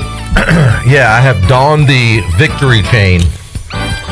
They call him one chain, Billy Weaver. Mm-hmm. There's another one in there. I could be two chains. We got Grant, we got James, we got Kevin lined up, and right now we'll head back to the Fixed NC Live line and talk to Monica in Greenville. Hey, Monica. What's happening? What's happening is we put 52 points on the board today and took away our first conference win. That's what's happening. We watched a ball game tonight, my friends, and it felt good. Gosh, I just have to say, you know, after only putting up 350 yards in offense for the total game last week, our Pirates put up over 350 yards in the first half, and it was exciting to watch. We opened up that playbook, and we watched a ball game today. Last week, I also called out, you know, we had 115 yards in bonehead penalties. I said that came from the top down. So I'd be remiss if I didn't give props to Coach Houston and staff for correcting that. I don't think we had any of those bonehead personal fouls today. So I do have to acknowledge they corrected that, and our boys listened and rose to the occasion. I also have to really tip my hat off to Holton Ahlers. I want to think about the mental toughness that it takes for all the criticism that he's been getting to step onto the field knowing you're under that criticism and to perform like he did to lead his team. It just takes a lot of mental toughness. So I think we all need to tip our hat to Holton Ahlers. And I just want to thank the defense. Man, we saw some clean, hard hitting. I think Tulane is probably calling in some extra ice baths, some extra pain meds. Those guys are going to be hurting tomorrow. what's happening is we watched a ball game today. Everybody thought I was crazy when I said ECU was going to win by 7, and man, we hung 52 points on the board today. I am going to leave with a point that we need to fix, and that's our third down efficiency. We were still stinking it up today, third down. We were only 3 for 14, and I do question, I'll get you guys to comment, why is it that on 3rd and 1 we constantly line up in shotgun? I just want to get Holton just right up under the center at 3rd and 1 and smash it and get the first down. So I'm not sure why he constantly lines up in shotgun position. But I'll see what you guys think on how we can improve that 3rd down efficiency. Now, the good thing is we converted on 4th down, so that's great. But all I got to say is go Pirates. Let's keep winning. I love it. And what's happening is we won tonight, guys, in pretty good fashion. So go Pirates. All right, Monica in Greenville, another great call as always. Man, I've been getting the ever since I started hosting the 5th quarter. Why are we in shotgun on 3rd and short? I mean, that's like just football today, the way it is. You rarely see teams go under center and sneak it or go under center and hand it off to a running back. But tonight we saw Tulane do it on a few occasions where they were on 3rd and 1 or short yarded situation with their quarterback sneaks, because I called it a couple times. Here comes the sneak, and their offensive line pushed the defensive line pretty much off the ball. So yeah, I agree with that too. And looking at it, I think our 4th down efficiency was probably better than our 3rd down efficiency this year. I haven't looked at the actual stats, but just right off the top of my head, I think the Pirates are better on 4th down and short than they are on 3rd down this year. They are. Pirates are nearly perfect on 4th down, awful on 3rd downs. Some wacky stuff happening in Kentucky. We just had a kick 6, a block kick, go for a touchdown for Kentucky. The ensuing extra point was blocked by Florida, but they did not return it. But Kentucky has a lead over Florida, as they couldn't draw that one up any more perfect. It was blocked straight up into the air. Looks like a linebacker takes it all the way to the house. Great play. Kentucky leads. Actually, Florida might even be a running back that's on the special teams there, because he's number 32. A lot of times you could go, he looked like a running back right there. So either running back or a linebacker taking it back. They are fired up. It's not basketball season yet. No, but look at the crowd at Kentucky. Yeah. It's a great crowd at Kentucky. All right, let's go to Kevin in Burlington next. Hey, Kevin. Hey, this is Kevin from Burlington, but I'm actually in Greenville because I came to the game today. There you go. Glad you were at the game. First and foremost, as I did last week, I want to give some shout-outs. I want to give a shout-out to you guys for the forum. Secondly, I want to give a shout-out to Kevin in Grimesland, who was the guy last week who wanted Busch Light served. And I met him walking into the game, and I was like, I'm Kevin from Burlington. He goes, oh, my God, I heard your call, and we had like a whole conversation. That's what we aim to do here, is bring Pirates together. Over a cold beer. Exactly. But my flavor's Ice House, so I ain't got no shot of getting that added to the menu.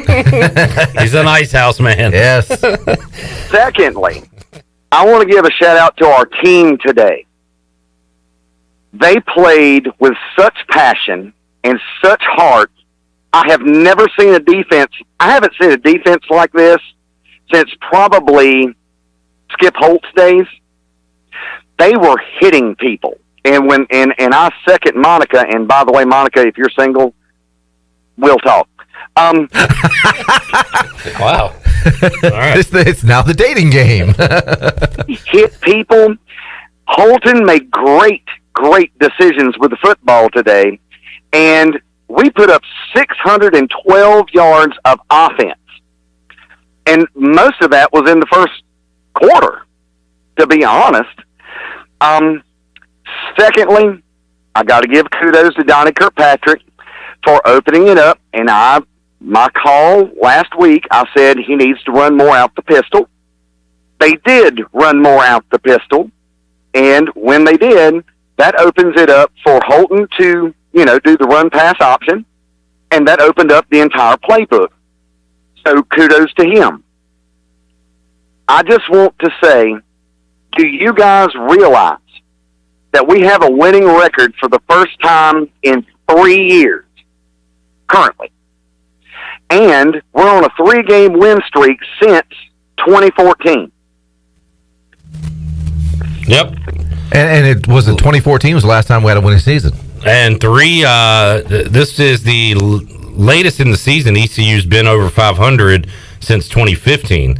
So there's a lot of senses going on today because we have just had so many struggles over the years. But we're celebrating right now, Kevin, and appreciate it, man. Thanks for tuning in. Hold on, I got 2 questions. All right, let's go. What you got? One, why does Holton Ahlers never audible? He has. Oh no! He audible today. As a matter of fact, they showed blitz on one of the touchdown passes because I can remember my fiance. We were sitting in the stands and I was trying to explain to her what a blitz was. Linebackers showed blitz. He called an audible and they scored a touchdown on it. So I gotta argue with you on that one because I remember vividly today. It must have been the second quarter because they were going in towards the boneyard when he called an audible.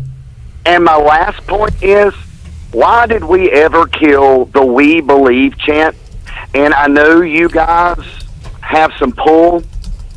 So can you get the marketing department to revive the 19? I even asked my cousin who graduated in 1972, and he goes, I don't know why we ever killed that chant. Well, we were trying to get the "We Weave" to come back. Well, as in for we the first time. Be weaver. We believe. That never got off the ground. Yeah, that didn't get. So that just shows you how much pull we've got over there. Yeah, I don't know. I'm not sure there, Kevin. But we need to revive it, and I think this team could use it. And by God, go Pirates! What a great win! What heart! What soul! That's all I got to say. There you go, Kevin. Thank you, Kevin. 317-1250. We go next to James in Wilmington. Hey, James. 3 and 2. 3 and 2. Boys, we did it. Last week, I heard a lot of callers calling in, even after a win, claiming, "Soy un perdedor. I'm a loser, baby, so why don't you kill me?"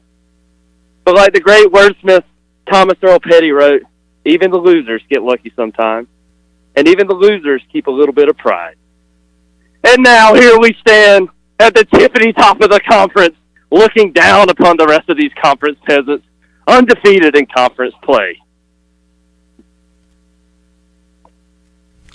Is that it? We were hoping for more. Keep it coming. I got one more. All right. Remember my conspiracy theory from last week? Yes. Holton Ahlers? Yep. He blew it. He started playing a little bit more checkers. Without garbage time, Garcia got in, showed a little smoke. Yeah. Donnie's going to have a little bit shorter leash now. I'm messed up, man.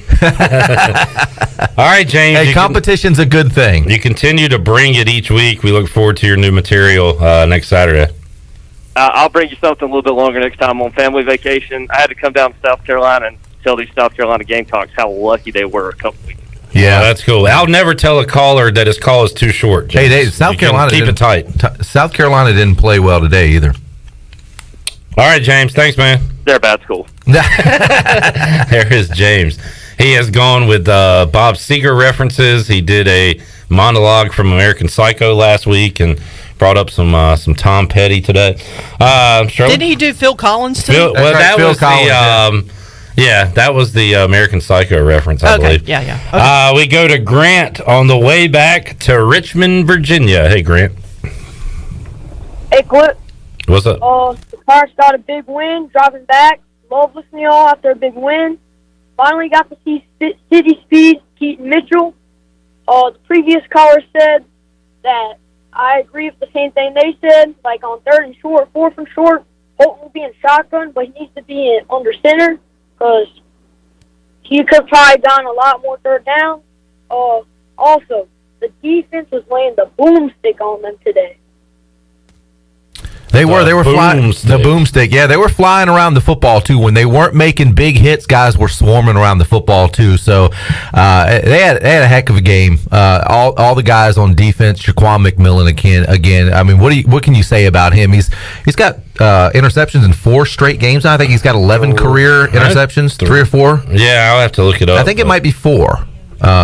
4 straight games with interceptions, but I know he's got 11 for his career at ECU. He's just been a beast defensively. 3 straight definitely in the second half because he had the game winner against Marshall, the game clincher.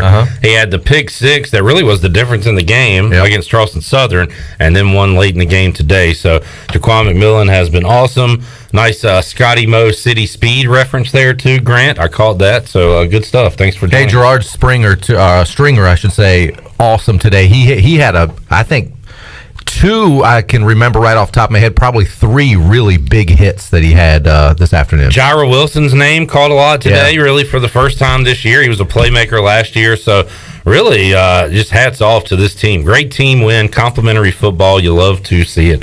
All right, Jared, Isaac, James, you're up next. We have an open line, 317-1250, and we are back with more of your calls on the U.S. Sailor 5th Quarter Call-In Show after this.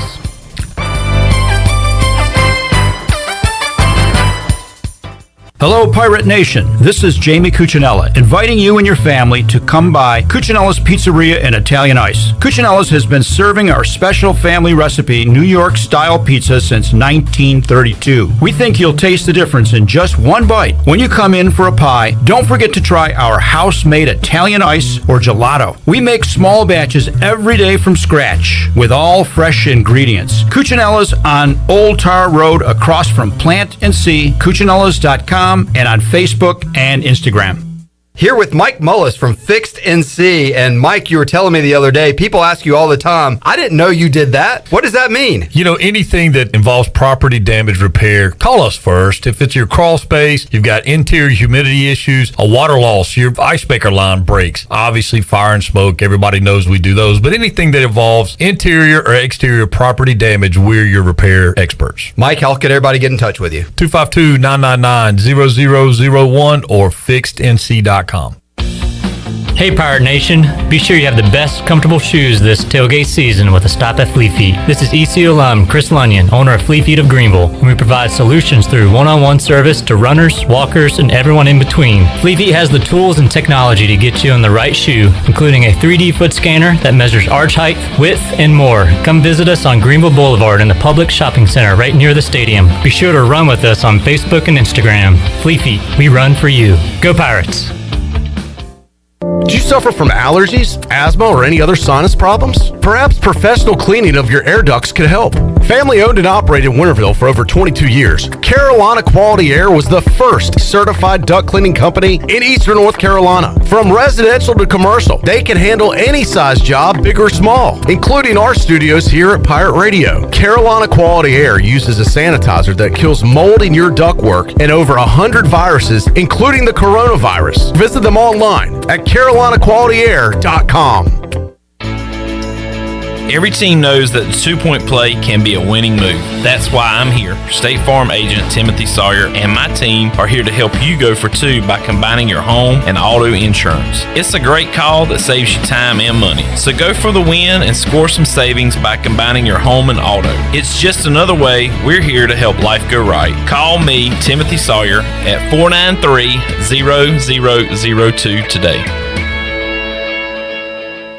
Hey, this is Troy D., proud ECU grad from the class of 94. And if you know me, you know I love the 90s here at ECU. It was some of our glory days, including bowl games, the Peach Bowl, and even a March Madness appearance. Relive those days with my friends from Tailgate Classics. Tailgate Classics is a cool retro store with all types of merchandise, including the 90s ECU vintage tees and hats. Check out Tailgate Classics in person, 304 Evans Street, or online at shoptailgateclassics.com. Tailgate Classics, bringing back the throwbacks.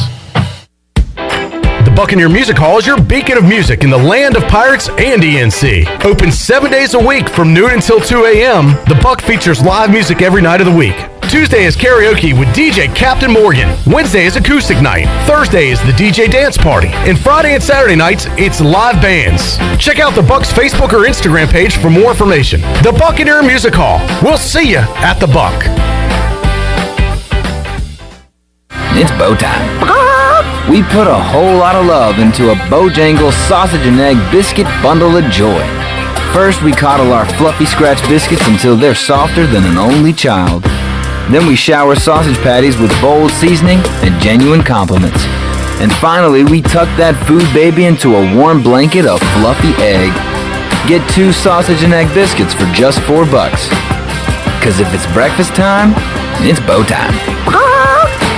This is Brian Bailey, host of The Brian Bailey Show, and you're listening to Pirate Radio, the voice of the Pirate Nation. You're listening to the U.S. Cellular 5th Quarter Postgame Call-In Show. Here's Clip Brock. Now, with the Pirate Radio scoreboard, here's Shirley Rhodes. All right, Kentucky had that wild blocked kick. They ran it back for a touchdown. They now lead Florida 13-10 in the third quarter. NC State has a 20-13 lead over Louisiana Tech in the third. Oklahoma State still holding on to a 7-0 lead over Baylor in the second quarter. It is Texas A&M 13, Mississippi State 10 in the second. Clemson has put a touchdown on the board. They lead Boston College 7-3 in the second quarter. Iowa State cruising over Kansas 28-0. It's Michigan State 21, Western Kentucky 10 at the end of the first quarter, and Penn State has a 7-0 lead over Indiana. That is a look at your Buck scoreboard, brought to you by the Buccaneer Music Hall. It's your beacon of music in the land of the Pirates in eastern North Carolina.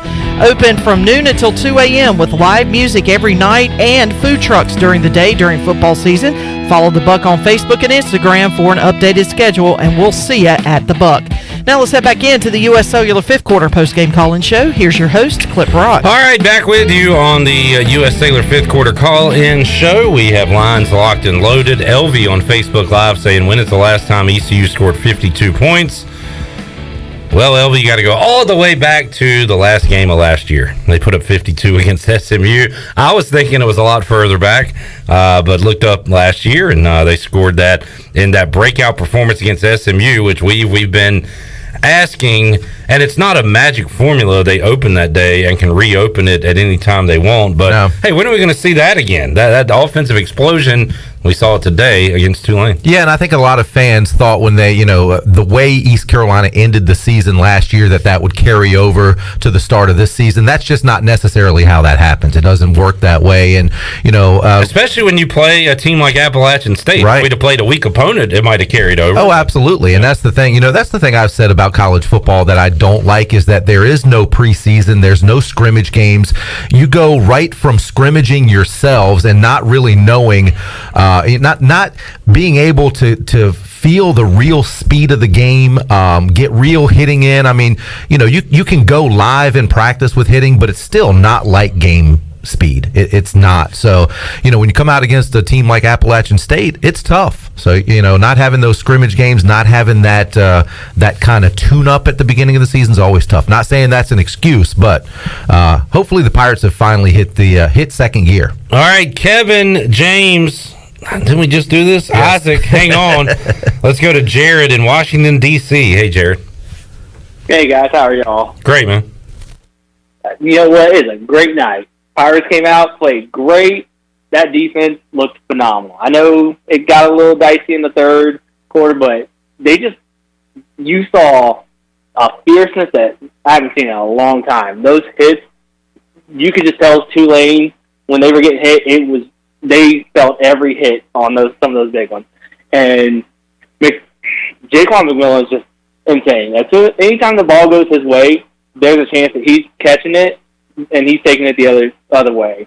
And then, I've been against Holton some because, some of the throws and reads he makes is just questionable. But he just had a great game. And, I think the offensive line held up, and that gave him plenty of time.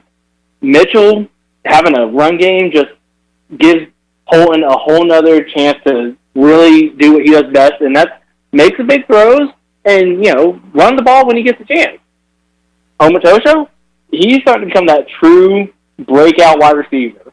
That huge catch towards the end of the second quarter, that's just those things that when a wide receiver does that for a quarterback, it makes the game that much better. And I will say the one other big thing, I love seeing Mason get in the game. If for nothing else, he needs some snaps. We need to know what we have behind Holton if Mason really is going to be the next guy up. And it's a big change going from a left-handed quarterback to a right-handed quarterback for an opposing defense. So, it's a great game. let's keep it up next week against UCF. All right, good call. A lot of shout-outs from Jared today, fired up after the win, and I agree with all that. It's a shame Omatosho's touchdown got called back. Yeah.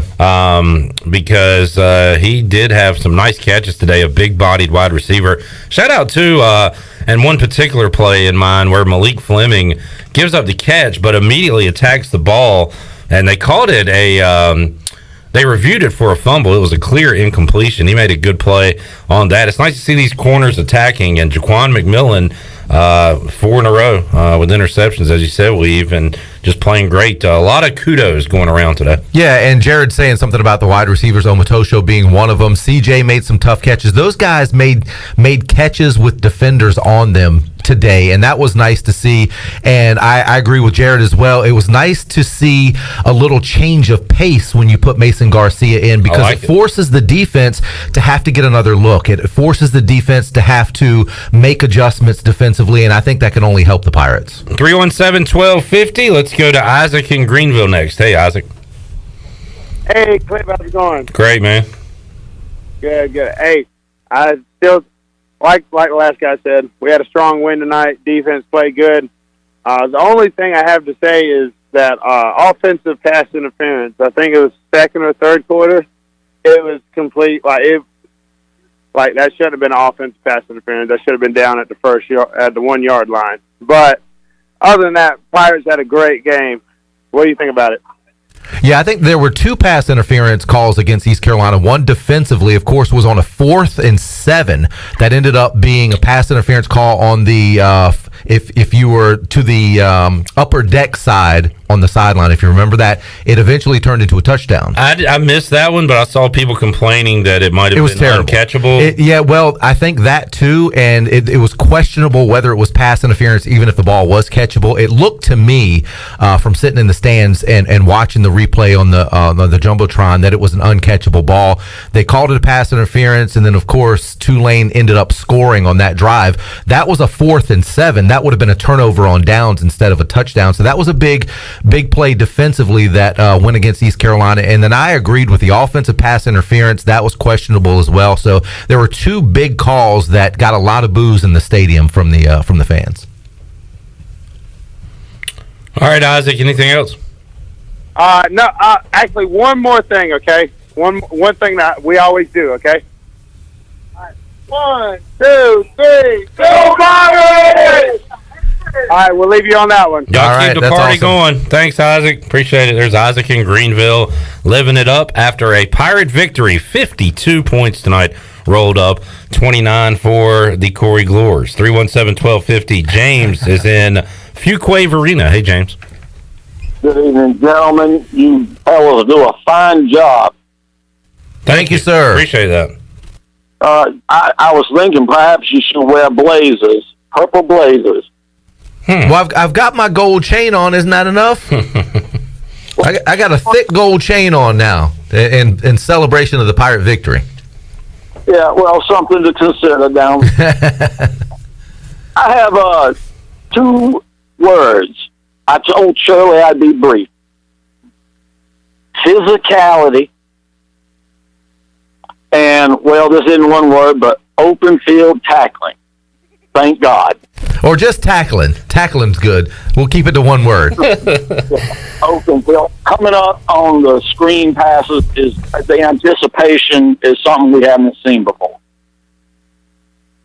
Yes, sir. It was great to see. The Pirates were swarming today. There were, and I agree. When you're one-on-one out there, those are tough to make those. We've seen that early in the season where those one-on-one tackles were arm tackles, or you'd have a shifty receiver or a shifty running back that would juke a guy out of his shoes, kind of, so to speak. I remember week 1, we were saying, and we kind of got to the point where, okay, it's week 1, maybe tackling will get better, but it was really bad. That night in Charlotte. That has been shored up, and we saw it on display tonight. And the few times that I can remember in the game tonight where that initial tackle was not made, there were 2 or 3 guys swarming right behind them and still making it either a tackle for a loss or a very short gain. So, yeah, the defense was all over the field tonight.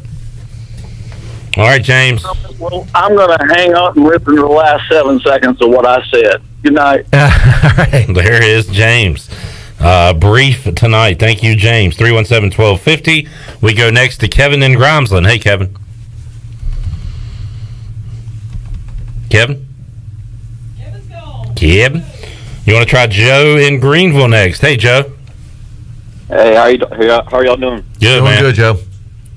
I'm good. I wanted to talk about, obviously, a great win.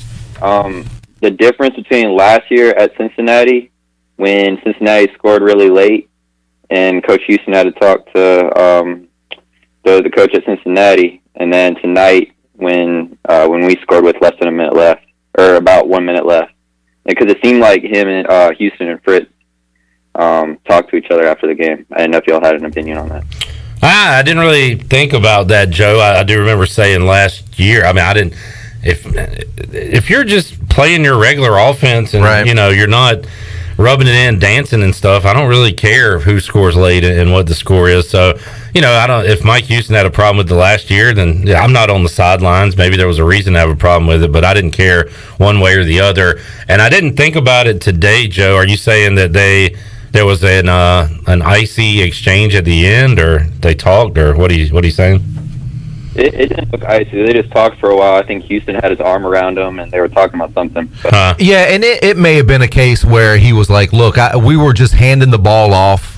We weren't trying. They did a run play. Right, it was a run play. Now, I can see if they run a trick play or if they let Holton throw the ball and they did something fancy at the end and scored a touchdown. That's kind of a little over the top, and that would get a coach a little upset. I'm sure Mike Houston probably just said, hey, look, we weren't trying anything right there. We were just giving our guy the football and kind of letting him do his thing and run between tackles. There was no ill will towards that. So I'm sure that's probably what was said. It's a good observation, Joe, and good recall from last year. And honestly, we have not been in this position a lot. So what do we do when we have a lead in the fourth quarter? Yeah. So. And most coaches understand that too, and that's the thing. There's a lot of gamesmanship going on, but these coaches respect each other. They know each other. They've been around each other a long time, and they know these things could end up biting them in the rear end. Now, with that being said, there are coaches out there that really don't care, and they're going to do what they do. Spurrier was one of them that would run up the score in a heartbeat. But hey, I don't think that was the case tonight.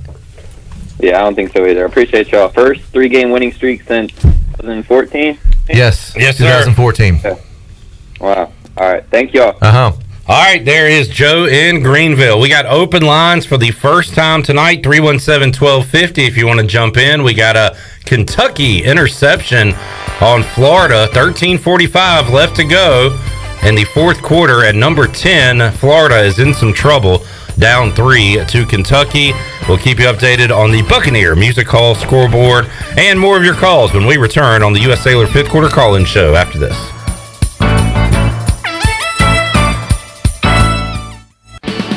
Well, the secret is out. CD's Grill has the best breakfast in Greenville. Start your day with a made-to-order breakfast Monday through Saturday at CD's Grill. Plus, you can enjoy lunch Monday through Friday. And their lunch specials are always a huge hit. Monday, it's barbecue chicken. Tuesday, pork tenderloin and gravy. Wednesday, chicken and pastry. Thursday, barbecue pork chops. And Friday, it's spaghetti. CD's Grill on Fire Tower Road in Winterville, near Evans Street. Stop by CD's Grill for the best country cooking around. Have you been waiting to try CBD? ENS Hemp on Fire Tower Road in Greenville is the area leader in CBD. We want to educate you on how our products work with your endocannabinoid system. These products are all natural and non-addictive. ENS offers a variety of products to meet your needs. Tinctures, edibles, topicals, and even smokable items. Customer feedback indicates relief from stress, anxiety, fatigue, pain, and PTSD, just to name a few. ENS Hemp is located on Fire Tower Road. Also, check us out on our Instagram and Facebook pages. Although innovative new resources such as digital media and social networks have grown in popularity, smart marketers recognize that printing is a mainstay. We live in an age of computer hacking, scams, and fly-by-night businesses, so it's reassuring to consumers when they receive printed marketing pieces. It exemplifies business confidence and conveys a high level of commitment. It also fosters trust, which leads to engagement and ultimately brand loyalty. When you're ready to grow your business, come to PIP, where business goes to grow. Hi, I'm Annalie Newhoff. And I'm Rob Campbell. And we are with CopyPro. We have been locally owned and operated here in Eastern North Carolina for almost 50 years. CopyPro is the leader in office technology. Does your business struggle with keeping printing costs low or producing professional documents? Here at CopyPro, total customer satisfaction is our #1 priority. We have a variety of solutions to help reduce your printing expenses and make your business more productive. Call us today at 1-800-682-6558 or online at copypro.net. CopyPro, we are the professional office systems people. This is Martin Truex Jr., and as a NASCAR Cup Series champion, I love one-stop shopping. When I need fresh tires or fuel during a race, my pit crew takes care of everything. Off the track, I have an auto owner's independent agent. They handle all my insurance in one place: car, home, life, and business. Get your own pit crew and find a local agency with auto owner's insurance. This is Jeff Gibson with Town Insurance in Greenville. Call me today at 756-8300. Go Pirates! UBE and PirateWear.com is excited to offer Pirate Nation the largest selection of new ECU merchandise and tailgate supplies ever. UBE has the best prices in town, so that makes UBE your one-stop shop for all things ECU. UBE does daily restocks of Champion, Adidas, and Under Armour. Don't forget to bring your young Pirates in to plunder the Crow's Nest, which is the only kids store dedicated to ECU. Plenty of free parking uptown in Greenville. Visit them at PirateWear.com. Go Pirates! At Union Bank, we understand you live life on the go. That's why our banking options are designed to serve you, wherever you are. If you want to meet us in person at one of our local branches, complete banking tasks on the go from the mobile app, or bank from your office with convenient remote deposit and cash management services, we're everywhere you need us to be. Whether you're simply managing a busy schedule or an entire business, we're right there with you with personalized service and helpful tools. Call or visit us online at unionbanknc.com. Union Bank is a member FDIC and equal housing lender. Tommy's Express Car Wash is the car wash Greenville is talking about. At the corner of Red Banks Road and Greenville Boulevard, this state-of-the-art wash will keep your car looking great. And now Tommy's has just launched its new 2.0 Tommy's Express app. And anyone who downloads the app now will receive 30 free days of washing with their top-of-the-line wash, the Works Wash. Download the Tommy's Express app now by going to your app store or visit them on location, open 7 days a week at the corner of Greenville Boulevard and Red Banks Road. Come pop a top this ECU football season at Jarvis Street Bottle Shop. Jarvis Street Bottle Shop is a specialty shop selling craft, domestic, and import brews, along with wine and growlers. Hosting a tailgate? Stop by the shop and grab a keg for your party or event. The Bottle Shop offers monthly beer and wine tastings featuring rotating NC craft breweries, along with live music and discounts. Stop by the shop Tuesday through Sunday, or check them out on Instagram, Twitter, and Facebook. This is Amanda Houston, and you're listening to Pirate Radio, the voice of the Pirate Nation. Go Pirates!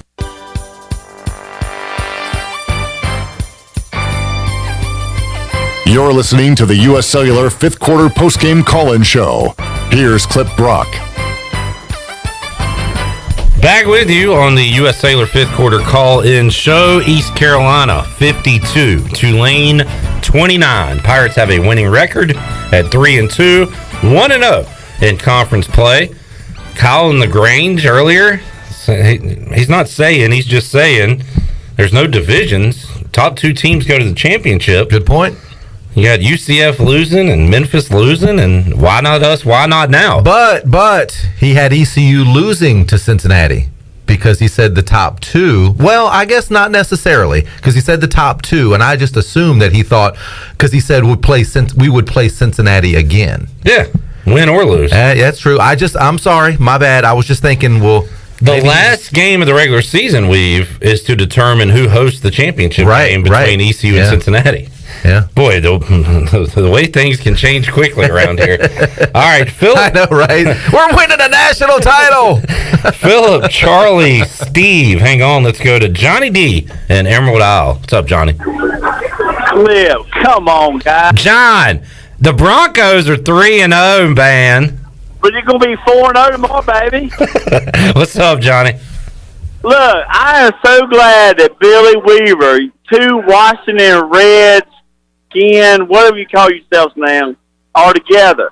That's the best post-game duo ever. Yes, I love Thank it. You, sir. Thank you. Cliff, let's break him in. You ready? Yeah. Come on, guys. Let's break Billy Weaver in.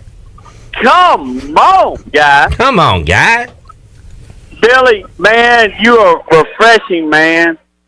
I appreciate that. I appreciate it.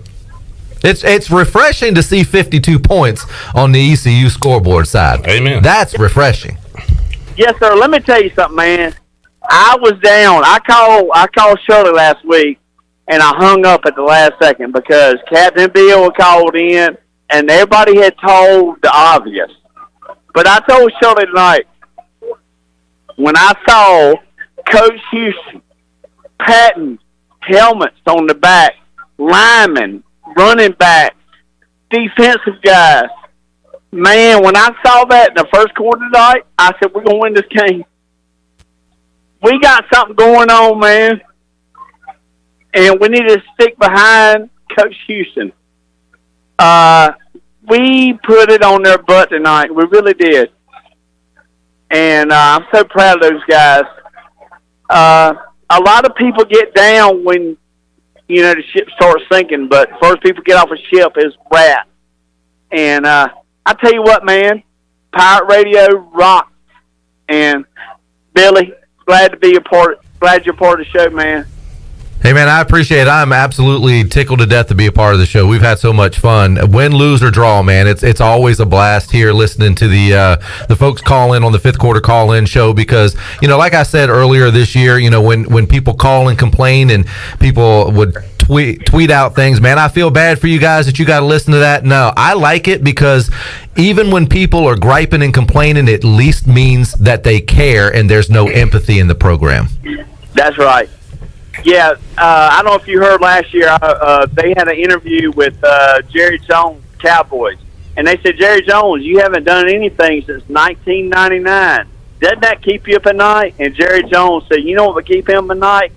Empathy. That's right. That's right, because people still care about the Cowboys. As much as I hate to say it, I even care because I watch them. I watch them to lose. Apathy. Yes. So when they're not talking about the Billy Weavers and the Cowboys, watching the Redskins and the Denver Broncos and the Pirates, you know what I'm saying? But I'm telling you, man, y'all have a great show going on, and you better give my girl Shirley a raise. And Pirate Radio has the best post-game and pre-game show out there. Y'all rock, and thank you for what you do. Thank you, Johnny. Man. Appreciate it, man. That's awesome. Great Good luck stuff. to the Broncos tomorrow. You know what else Jerry Jones says, Shirley? How about them Pirates? Do we have that, Jerry Jones, what else he likes to say? I think we got it here. Let's see if Shirley. I want me some glory hole. Yeah, that's what he says. Thank you, Jerry. All right, 317-1250. Just wanted to get that out of the way. Wrong. That's just wrong. He said it. He wants him some glory hole. It's just wrong. Steve. I want me some glory hole. Steve. And, wasn't that Robert Kraft? all right, now that's wrong. That's pretty good, but that's wrong. Steve is up in Olympia Field, Illinois. Hey, Steve. Oh, goodness. Hey, Clip, I told you on Twitter a couple of weeks ago that if they knocked off Tulane, I was going to call in. And oh, yeah. I want to be all in. But I got to see one more win. Tulane came into the game 1-3. They beat an FCS team in Charleston Southern. You know me. You know I bleed purple and gold. I'm always talking about it year-round with you on Twitter, everything. But I've got to see a little bit more. It's just been so long and so bad that I got to see one of these wins on the road, either UCF or Houston. UCF is going to be pissed off coming off that loss to Navy. They got to take care of business and go to Navy, which has always been tough. I mean, I want you to just kind of lay out your vision of the path to 6, because and the only thing that I care about is getting 6 and getting the bowl. 5 and 7 is not good enough. It's more years without a bowl. That's the stamps that we need. That's what's going to get this program back, is a bowl, and bowls beget bowls, and then we'll go on a run.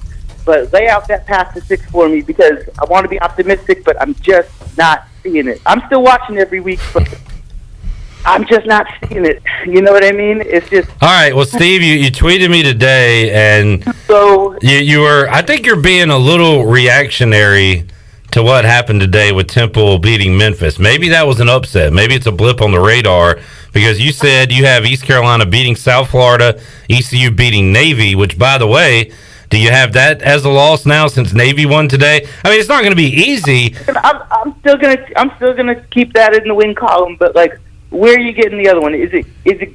I just don't see it. I want to. I'm going to be the first one to call and congratulate and say I'm all in if they can get one more win that I'm not expecting. But I tell you what, that's understandable because if East Carolina can go to the bounce house, like you said, UCF, they took a tough one on the chin. They're going to be extremely, like you said, pissed off. They are. And they're going to be ready for East Carolina.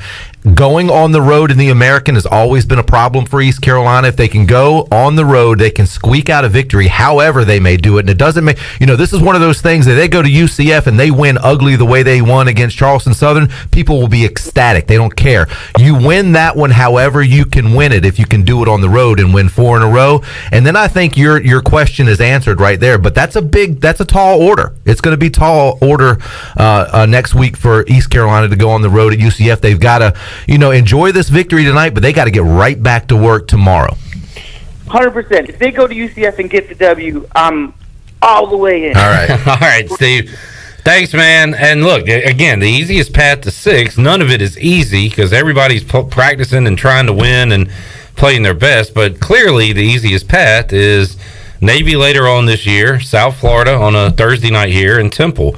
That's the easiest. If you want to go the hard way, lose one of those and try to pull one off on the road against Memphis or UCF or Houston or the final home game of the season, Cincinnati. Yeah. There's an easy way. There's a more difficult way. The great thing is there's a way. There's multiple ways right now. Absolutely. You had to win this one to really kind of set it up for the rest of the year. So we're feeling good right now. Hey, and the way is to stay consistent. We haven't seen consistency from East Carolina. This is a high. We're on a big high right now. Yep. Can they keep and stay on that high? That's ECU's the big not question. good coming off a high, Weave. No. So can we get better at that? And they've got to do it on the road. Yeah. Got to do it on the road. All right, Charlie is up next in Pittsburgh. Hello, Charlie.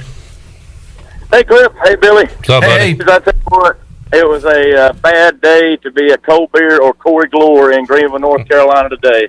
I think Corey's taking a lot of heat tonight. Poor Corey. I love Corey. But I'm glad we put one on today. I mean, goodness gracious, what a fun time. The weather was so good. The tailgate was good. And the game was good. Goodness gracious, it was so much fun.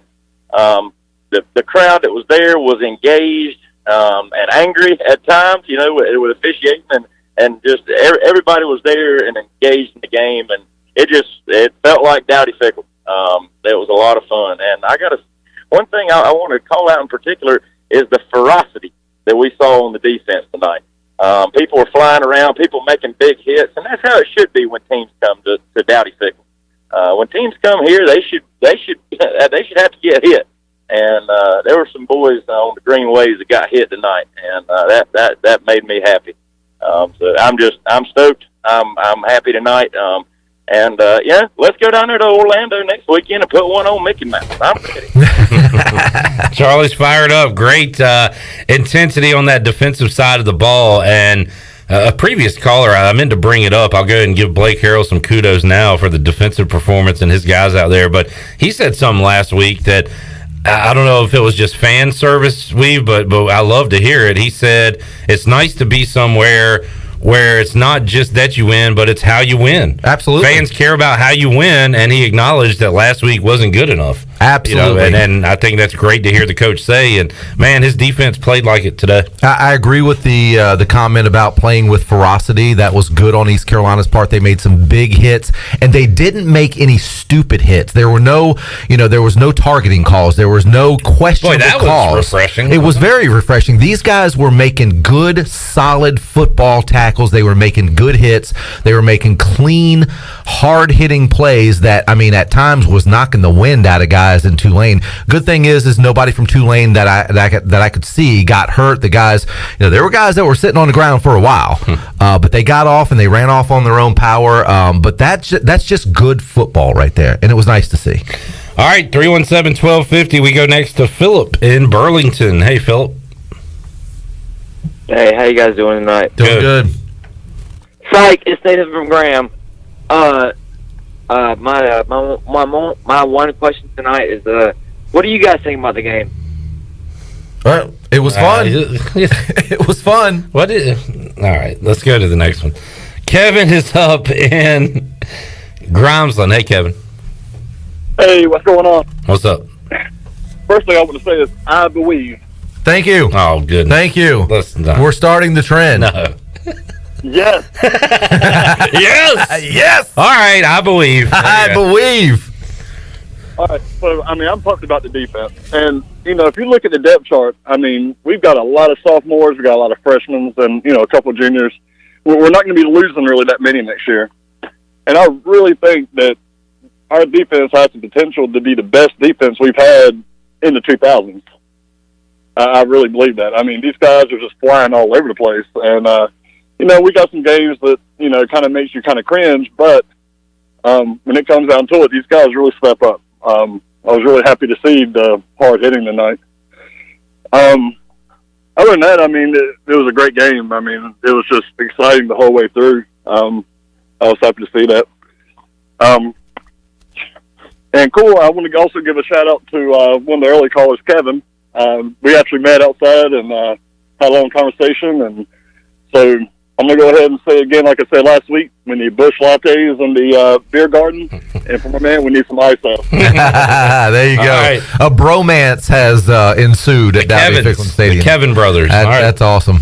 Thanks, Kevin. I tell you what, something I like about the defense that we haven't seen here in quite a long time is the defensive secondary. The guys on the back end playing well. McMillan is playing just out of his mind. Warren Saba is playing great. Stringer's playing great. Those guys on the back end, we've seen at East Carolina, we've seen great linebacker play. We've seen great defensive line play. It's always been in the secondary where we've had problems, and that is really starting to shore up this season, and I like it. And we've seen some flashes with Josh Hawkins in the years, and we kept saying, and how many years has it been since we've said, man, he could be the best defender, the best back to Kevin DB. Monroe. Well, that's going a little further. I was going to say Emmanuel Davis. Yeah. But and those defenses with Travis Simmons and Van Eskridge, Damon Magazoo back there. And Mags was there. Mags, yeah. So you're right. This is a very solid secondary, and they're coming into form. I do want to warn a few people that are touting the defense right now. They did give up 500 yards to Charleston Southern last week. This is true. So it goes back to what you said, Billy. We're on the roller coaster. Yeah. We got to flatline it.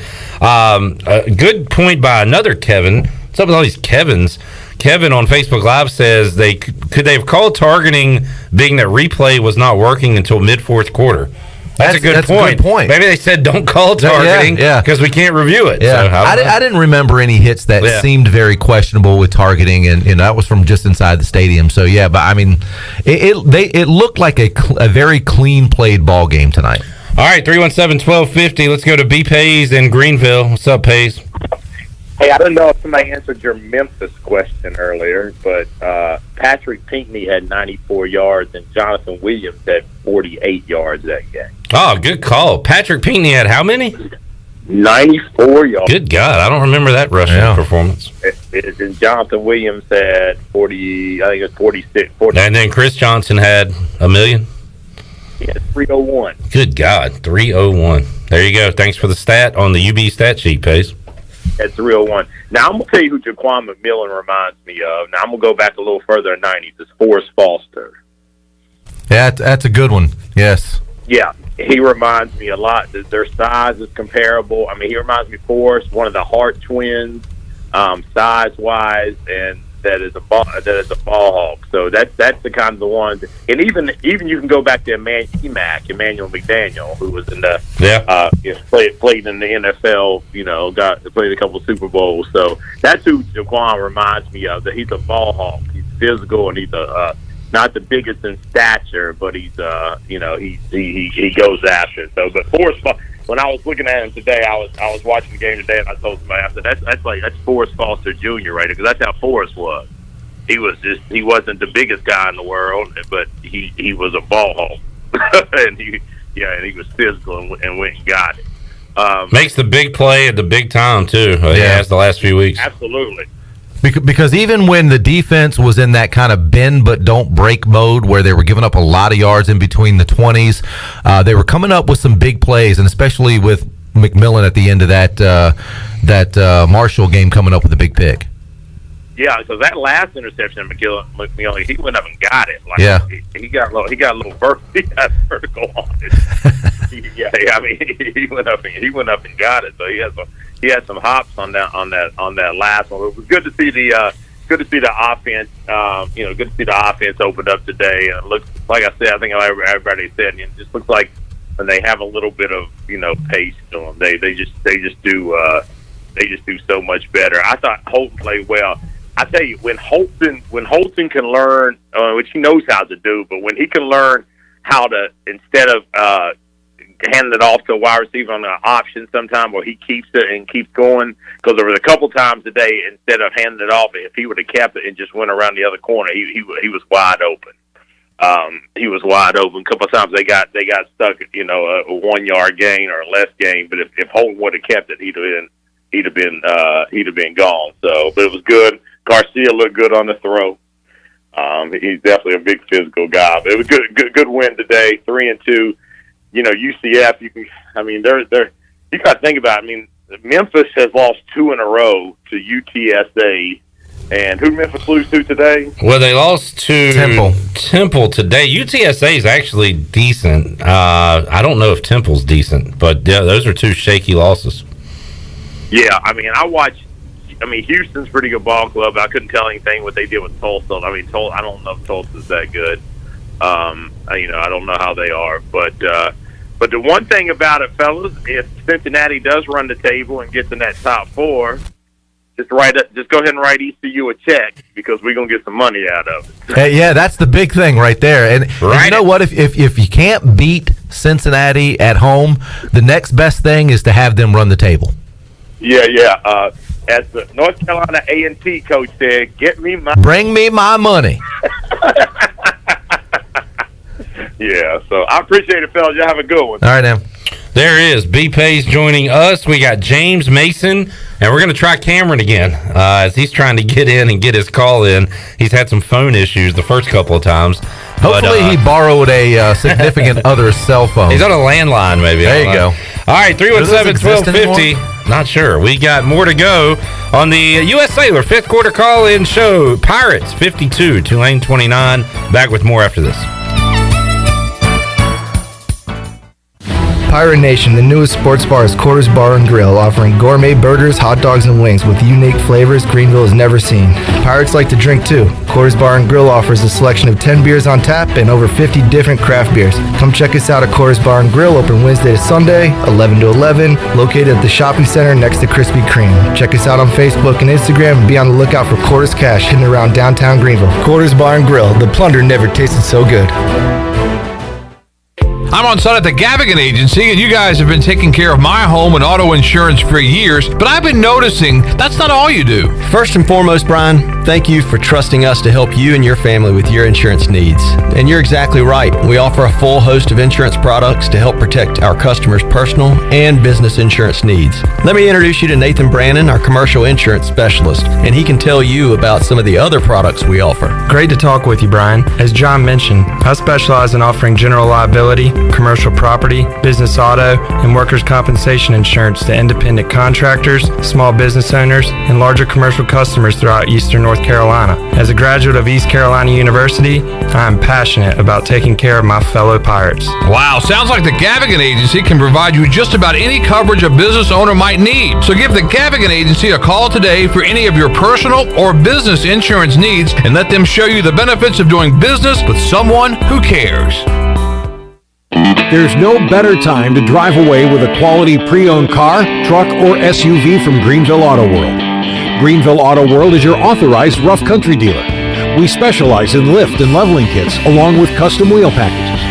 Whether you're looking for ground clearance or enhancing the appearance of your vehicle, trust our team for your off-road experience. Greenville Auto World, 3840 South Charles Boulevard, across from Hardee's at Bell's Fork, or online at greenvilleautoworld.net. Safety comes first at Greenville Utilities. Did you know that by itself, natural gas is completely odorless? As a safety precaution, a chemical is added to the gas that gives it a distinctive and unpleasant odor. This allows you to detect the slightest amount of natural gas both indoors and outdoors. If you smell a strong odor of natural gas in or near your home, you should immediately call Greenville Utilities. GUC maintains staff around the clock in order to provide immediate response to emergencies such as natural gas leaks. You can count on GUC to keep safety job number one.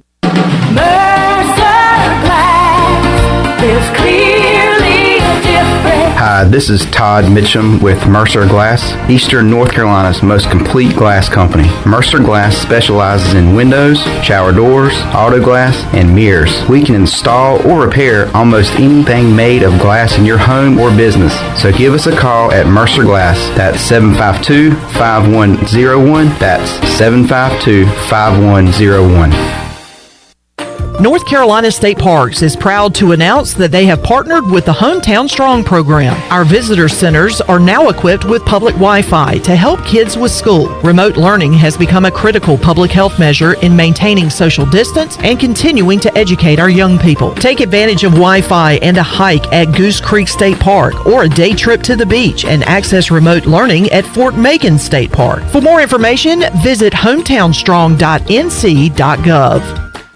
Tired and sluggish? Down in the dumps? Or just have the blahs? Maybe you need to hydrate. Revive Health and Wellness on East 10th Street in Greenville offers IV hydration that can help you with lack of energy, improve your mood, assist with immunity, even fix a hangover. Locally owned and operated, the team at Revive Health and Wellness are experienced and licensed registered nurses that will assist you in preparing for your IV session. Call or text today with questions or to set an appointment with Revive Health and Wellness. 252-350-1805. That's 252-350-1805.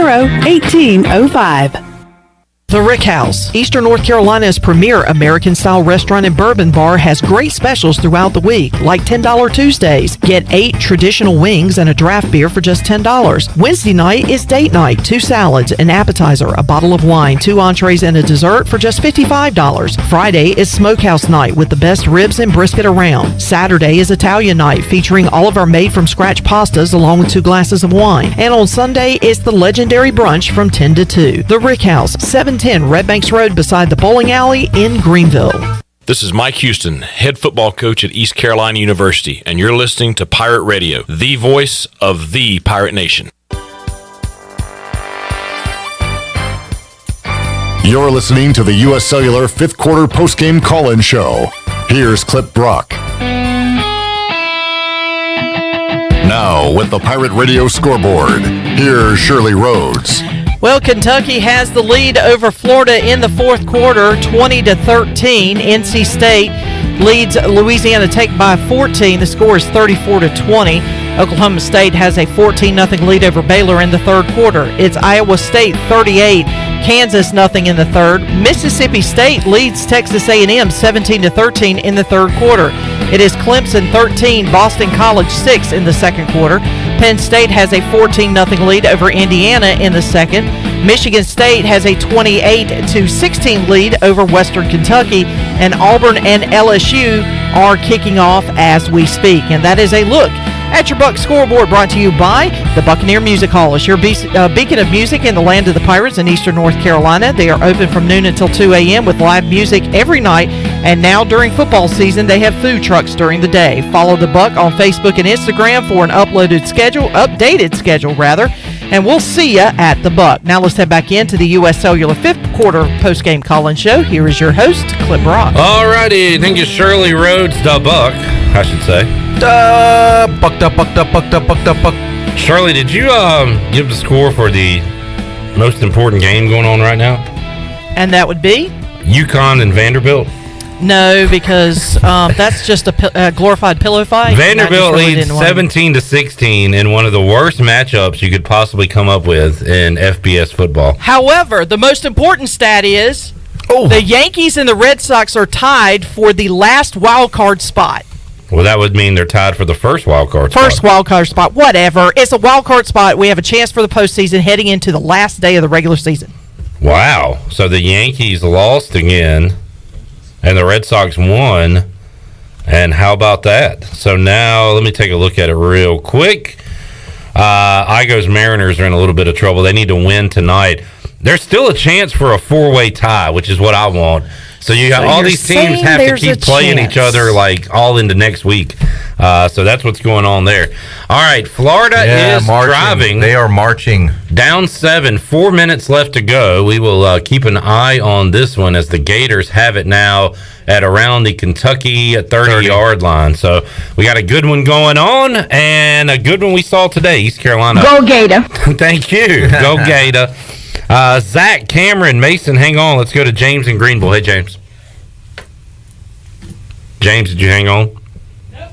James, you got to be patient. All right, let's go to Mason in Richmond, Virginia. Hey, Mason. Hey, guys. I'm on my way back from the game, going back to Richmond. I thought it was a great game. Really, really proud of the Pirates. But I'm a little nervous after Jaden Gardner left to go to University of Virginia.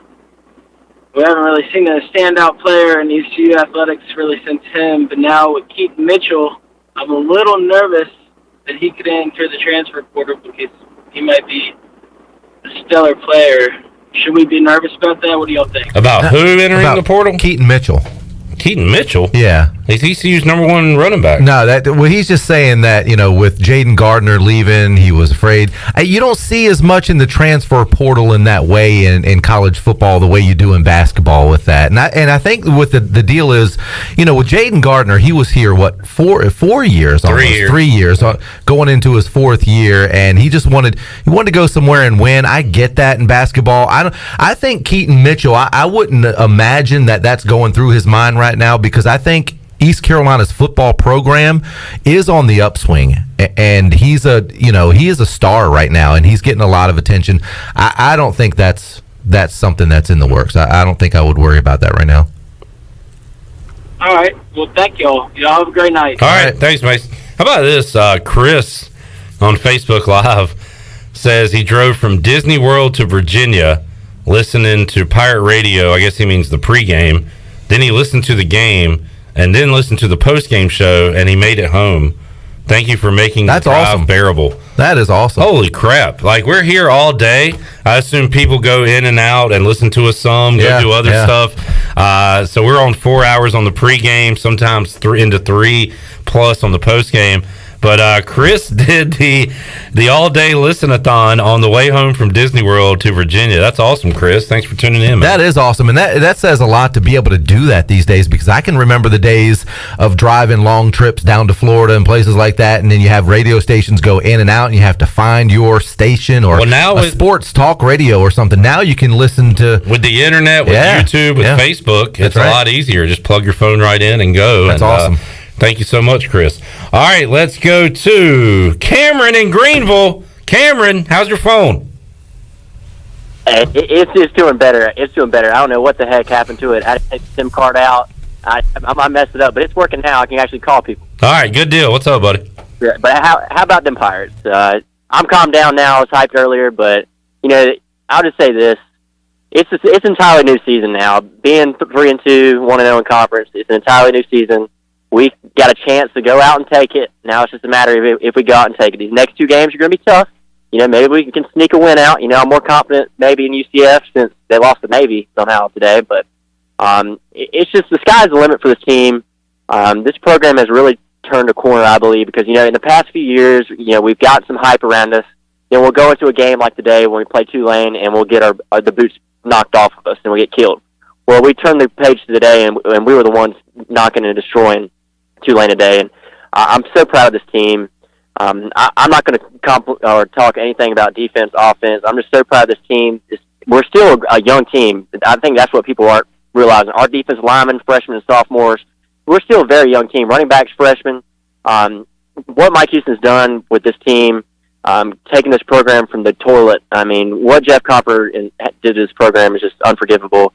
I just want to give props to the team, the players, the hard work that they put in. and really giving some hope back for ECU football. And I'm excited for these next few road games, see what we can do. And I think a bowl game is easily grabbable this year if we go out and take it. We just got to go out and take it. And as always, go Pirates, and I'll be ready to call next week with my phone working. So. All right.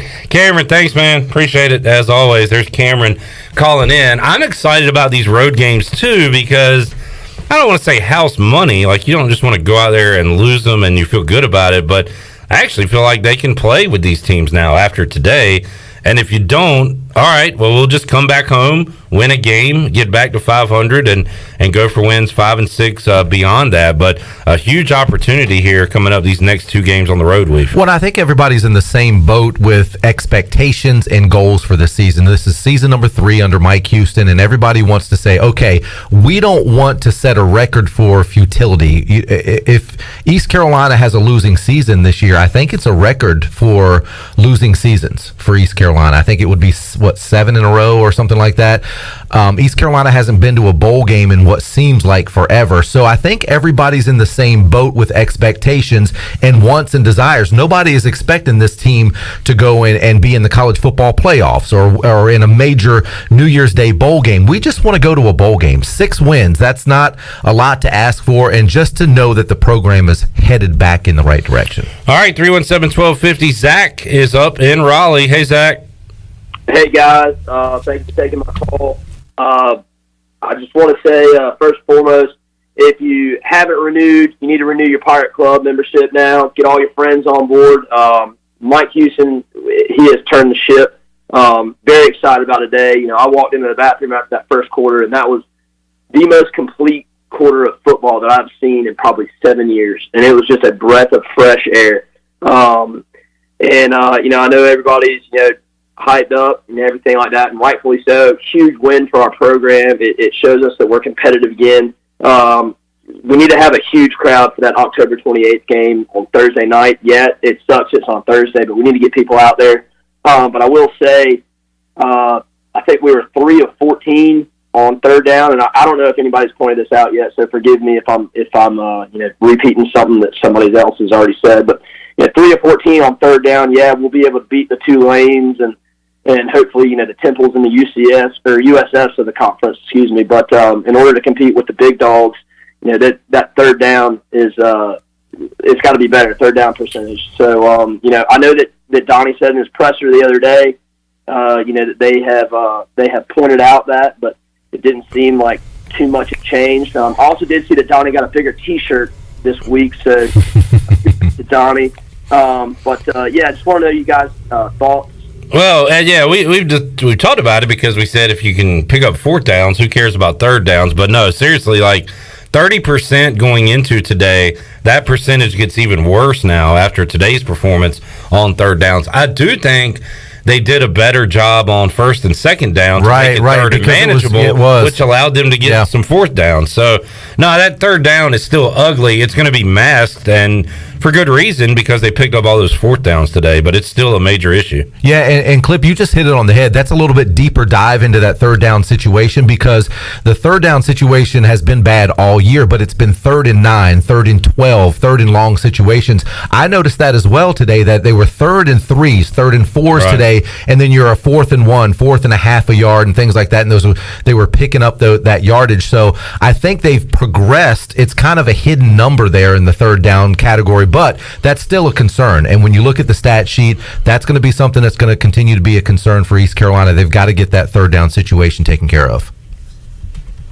All right, Zach. Thanks, man. There is Zach in Raleigh. 317-1250. Let's go to Bud in Greenville. What's up, Bud? What's up, Clip? Look, man, there's 3 things that haven't been said on the show tonight that someone needs to say. One is Blake Harrell. I mean, this guy, the 3rd quarter, ECU got completely demolished. I mean, and when they needed to stop, I mean, Blake Harrell made the stop. I mean, he got his defense fired up. They went out there, and they stopped him on 3rd down, and then they went for a fluke fake punt on 4th down. Okay, they got that. And then Warren Saber. I mean, the dude goes out there and makes the biggest play of the game, and nobody acknowledges how big a play that was, because at that point, they were 8 points down. If he doesn't make that stop, I feel like they would have went down the field and they would have scored. It would have been a totally different game. And also, I want to give kudos, my third point. The first point was Blake Harrell. Second was Warren Saber.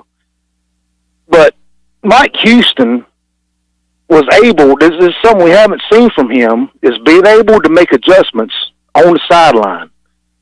You know, when they scored 16 points in that third quarter, man, I mean, I feel like there was an adjustment made on the sideline. I think after Blake Harrell saw what they were doing on offense, he made an adjustment. And he got the stop that we needed. And after that, it was all ECU, man. I mean, bottom line. I mean, I think if we go next week and we can beat UCF, everybody needs to be on notice. The American Conference need to be on notice, because ECU is going, we can make some noise, I'm going to tell you. All right, bud. We mentioned Harrell and Saba a little bit, but I tell you what, I like that you're a man of action. If you hear something or don't hear something that hasn't been discussed and needs to be talked about, you call in like you did just then. I like it, bud. And if my memory serves me correctly, it was the very first play after that fake punt where Saba intercepted that pass. So I agree. I remember thinking that at that very moment. First of all, very gutsy call by Tulane, because they were deep in their own territory. They were on like the 30-yard line, I think, at the time, if I'm not mistaken. Those are big momentum changers. They are. They are big momentum changers, and I think they were what they were trying to do is they were trying to go for the jugular there. It wasn't a deep ball, but it was over the middle. It was overthrown. Sable was right there to pick it off. That was a huge play. Big momentum swing right there, because Tulane wanted to grab momentum right there, and ECU stepped up big. That was a huge point in the game. All right, there, Bud in Greenville. It sounded like he was angry. We hadn't talked about that today. Well, I got three things. There's a lot of good stuff to talk about. Appreciate it, Bud. Hey, who's this fella? Let's go to Brian in Greenville, better known as Brian Bailey. What's up, Bailey? What's going on, boys? Celebrating a win. Happy homecoming. Yes, sir. That was fun. A lot of fun, from the pregame to the halftime show, and man, the Pirates putting it together on the field. A complimentary football, Bailey. Offense, defense, special teams all came up big today. Yeah, and the offensive line, boy, they deserve a lot of credit, because they gave Holton time to throw it, and they gave Keaton Mitchell holes to run through. And, man, I've said it every week now for, I guess, 4 or 5 straight. Keaton Mitchell can fly. I mean, it's unbelievable. It's just part of the game script now. A Keaton Mitchell long run for a touchdown, and we saw it twice today. Double B. Yeah, we did, and I tell you, he had a big smile on his face, and Rajay got some tough yards for him, a couple of key touchdowns as well. And you think back, there's so many big plays in that game. The touchdown pass to Tyler Snee early on was the 4th and 2 play. I mean, they went for it on 4th down about 4 or 5 times, I think. They had a lot of success. They did. Still struggling on 3rd down. Doesn't matter as much when you can pick it up on 4th down, which is what East Carolina was able to do today. And anything said in the post game, Bailey, that stands out from Houston or the players after the win? Well, I did hear some of the post game back at the station. I don't get to hear it live because we're setting up for Coach Houston's show, and then we taped it on the field afterwards. But the parts that I did hear, I mean, yeah, they're fired up. I mean, I think they all understood that this was a key game. I think they all understood this was a key game, starting the season. But what I would say, psychologically speaking, everybody was so down on them because they didn't play. I'm not sugarcoating it. They didn't play very well against Charleston Southern. There's no doubt about it. They didn't start off well. They got a good second quarter. They kind of had a lackluster finish, but they still won the game, and that's the most important part of it. And I think if they had won that game 50-10, you wouldn't have seen the same team out there this week. I mean, I think what Mike Houston and those guys did with all the physicality and practice that they talked about, and going good on good, ones on ones, and all of that. And Coach Houston, I asked him afterwards. I said, "Coach, you were more animated than I've seen you on the sideline." And he just said, "I was trying to create energy, and I hope they would follow it." and they did it all week at practice, and they did it in the game. And I think that was as big a thing as anything. Well, we've been talking a lot about consistency, Bailey, and ECU's not alone here, but they just don't seem to handle success well. Sometimes they need to fail and get brought back up again. And again, they did it last week in a win, but it wasn't pretty. And Weave, they put the work in this week, and it showed. Yeah, and Bailey, you mentioned that he was animated and very vocal on the sidelines. From what we understand in the post game, he was very animated and vocal as well, and still seemed to be on that high. And I guess wanted to translate that energy into the post game and into his team heading into next week as well. I would imagine we're going to see some more fire and intensity this week out of Coach Houston. I think we will. And the funny thing is, we've talked to him about, what do you want to do your show from? And obviously, after a loss, you really don't want to be on the field and around fans. And we even talked about after a win, do you want to do it? And he kind of said, let's just play it by ear. So he did the ESPN interview. Do you want to go in your office? I could be in the parking lot somewhere. Y'all just find me. And so I said, okay. And then Dale Steele came over, his football ops guy, and said, no, Coach is just show. He said, he'll do it on the field. So he did it there. But and there was another people. Oh boy, Bailey. I was standing right there. Early in the game, Tulane had an offside penalty on a key play in the drive for East Carolina. And there's a guy behind me screaming, he's offside, he's offside, he's lined up offside. And the official nods, and then as soon as the play starts, he throws the flag. If you remember it from the game, then they didn't mark the 5-yard penalty. Oh, yeah. It was near the goal line, yeah. And so I turned around, I said, who was that? And John Gilbert was standing about 10 feet away smiling. He got right behind me in my ear, right where the official was, and started screaming, he's offside, he's offside. And he got that penalty called, and then the rest of us were yelling for them to mark it off, because he almost forgot to mark it off. But it was pretty good on the sideline. Good work, Gilbert. Hey, Bailey, a lot of heroes tonight, a lot of things to be happy about. Charlie on Facebook Live is happy. He said Bailey's mic worked tonight. Yeah, so he's happy about that. Hey, everybody's Parmalee sounded great. Their microphones sound great. Your 15 seconds, the questions thing that went off without a hitch. That was awesome. Well, and the thing is, and Brandon Smith over there deserves all the credit because he did a great job. They figured what was happening. There was so many cell phones, and because all of that technology in the stadium, and you can't test it. You test it. There's nobody in the stadium, and that's where the problems were coming up. They were trying their best, but finally they've got some guys in there, and Brandon took control of it, and he got it to move the receiver, and they got a different set of deals in there, and they got some new equipment coming in as well. I'm gonna tell them not to get the new equipment; just leave it alone. It's good.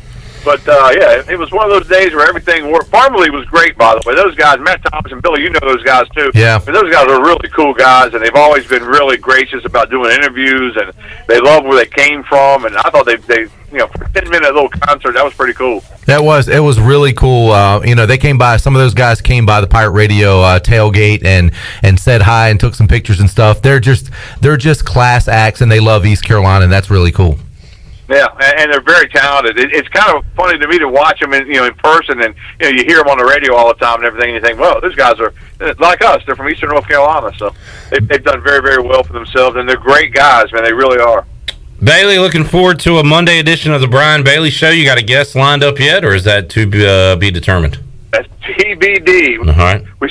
We send a text to Coach Houston. We kind of test his pulse to see he should be fired up this week. So we're hoping to do something on the offensive side of the football. Although either side would be fine. I think the defense gave up some chunks. I think that when you look at everything, they're creating so many turnovers, and that's what it's all about. I mean, you're not going to slam teams in the door per se. You're going to have to take balls away and prevent them from getting in the end zone, and the Pirates were able to do that. I was really impressed with the way, Tulane came back. I was impressed with Tulane for coming back like they did, and then I was impressed with East Carolina playing the fourth quarter like they did, because they were like, okay, it's tightened up a little bit, but we're not tight. We're going to keep it on, and they did.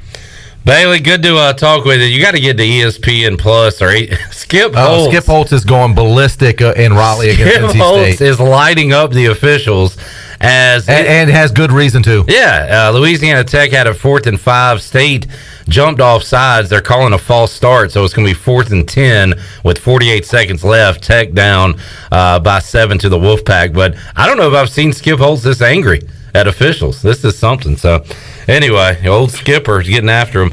Bailey, enjoy. Maybe you can get Skip Holtz on the show on Monday. He was that angry at me one time. I was doing a live shot, and he's on his barbecue plate. BB, good to talk with you, buddy. All right, take care. There he is, notorious Cowboys fan Brian Bailey joining us. Let's take our final timeout. Last call for your calls. We've got Fred lined up, and we have some open lines at 317-1250. More to go on the U.S. Cellular 5th quarter call-in show after this.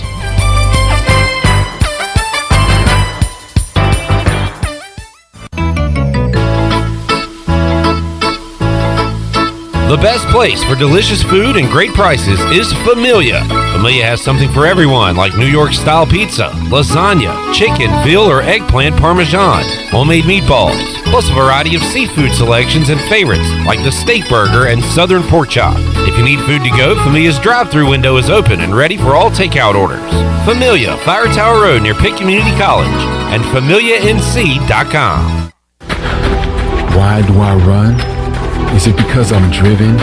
Because I love the challenge? God, no. I do it for the beer.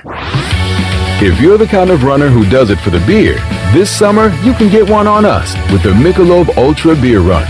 Grab your run buddies and get out there, because this summer there's beer at the finish line. Sign up at ultrabeerrun.com and trade your miles for beer.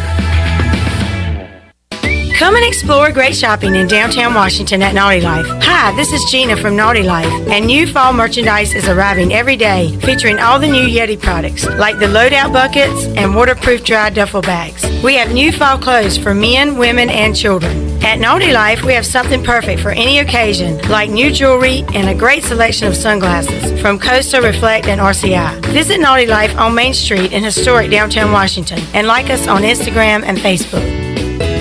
The convenience of Pitt Greenville Airport is waiting just outside your front door. Service is back, so you're connected to destinations worldwide through flights from American Airlines. Plan your next trip. Book your flights today at flypgv.com or aa.com. Are you starting to plan your holiday travel for this year? Book today on American Airlines at PGV and enjoy the friendly convenience of flying from your local airport. American Airlines and PGV. Book today at aa.com. PGV, where the pirates fly. Eastern North Carolina's choice for window tinting, signs, graphics, wraps, graphic design, and more is Signs and Tint. Signs and Tint is family owned and operated right here in Greenville, and their NC licensed electricians specialize in vehicle wraps, paint protection film, and more. They can even do building signs for your business. Signs and Tint offers 10% off for military and first responders. Also, make sure to mention Pirate Radio at checkout for a discount. Stop by their office today at 801 Staten Road or visit them online at signsandtint.com. Guess what, Greenville? Calzones are back. Community Calzone is the only restaurant in town specializing in calzones. Choose from over 50 different calzones, or you design your own with unlimited options, including vegetarian. Community Calzone also features wings, huge salads, and more. Plus, they deliver to almost everywhere in Pitt County. Located on Greenville Boulevard next to Ashley Furniture Warehouse, they're open for lunch, dinner, and late night for dine-in, pickup, or delivery. It's Community Calzone. Hi, this is Parker Bunch. When I'm not hitting dingers or going viral, I'm listening to Pirate Radio, the voice of the Pirate Nation.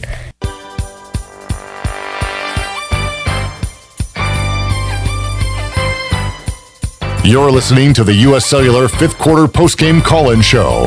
Here's Clip Brock. Oh, God. What are they? Oh, sorry. Goodness. We're watching this Louisiana Tech we back State on? game. Goodness. Louisiana Tech just burned 20 seconds on 1st and 10. They had to put their backup quarterback in because the helmet fell off. And now they're going to call a timeout with the clock stopped. No, it was State calling the timeout. Skip, what are you doing? Wake up. All right, State leads at 34-27. 11 seconds left to go. And Louisiana Tech down 7. and they just wasted literally 30 seconds. I think it was 40. It was a 29. I think it was 29 seconds. I think it was higher than that. They wasted a lot of time there, and they still got maybe 2 cracks at the end zone here as the Wolfpack trying to survive Skip and Louisiana Tech. All right, let's. We got open lines, and this is it. Last call for your calls, 317-1250 on the Fixed NC Live line. Let's go to Fred in Williamsburg, Virginia. Hey, Fred. Hey, what's up, fellas? What's up? Man, listen, first off, Skip Holtz, dude, listen, he was never a great game manager. I was at that Kentucky game at the Liberty Bowl. Let's not even talk about that. But listen, I'm calling, man. We're with a group of 8 guys here. Half of us went to ECU. We're just so pumped to see 3 games in a row. A huge winning streak for us. It's been so long since we've seen that, man. But I just want to give a shout-out to my boys who are here. We got Courtney Wilson, Jonathan Hassler, Michael Black, and we're just so excited. We were sitting at the bar at Kingsmill here, man. We were on a golf retreat. And we had the game on our phone, watching the ECU game while Alabama's playing Ole Miss and all the other games are going on. Man, we're just repping the purple and gold, and we're just pumped that we're finally on a winning streak. And we love your show, guys, and thanks for all you do. And I'll end it with that, man. But go Pirates, baby. Fred and the golf guys. Thanks, Fred, for tuning in and for giving us a call. And you guys have a fun night celebrating a 52-29 East Carolina victory. Louisiana Tech's going to have one more play with 5 seconds left, down 7 in Raleigh to NC State. Tom is up next in Greenville. Hey, Tom. I'm just saying, if I can remember, my feeble mind can remember your... Long-time caller, Tom in Greenville. Good to hear from you, Tom. Yeah, it's really nice to see the ball get spread around tonight. I was really impressed with Ryan Jones.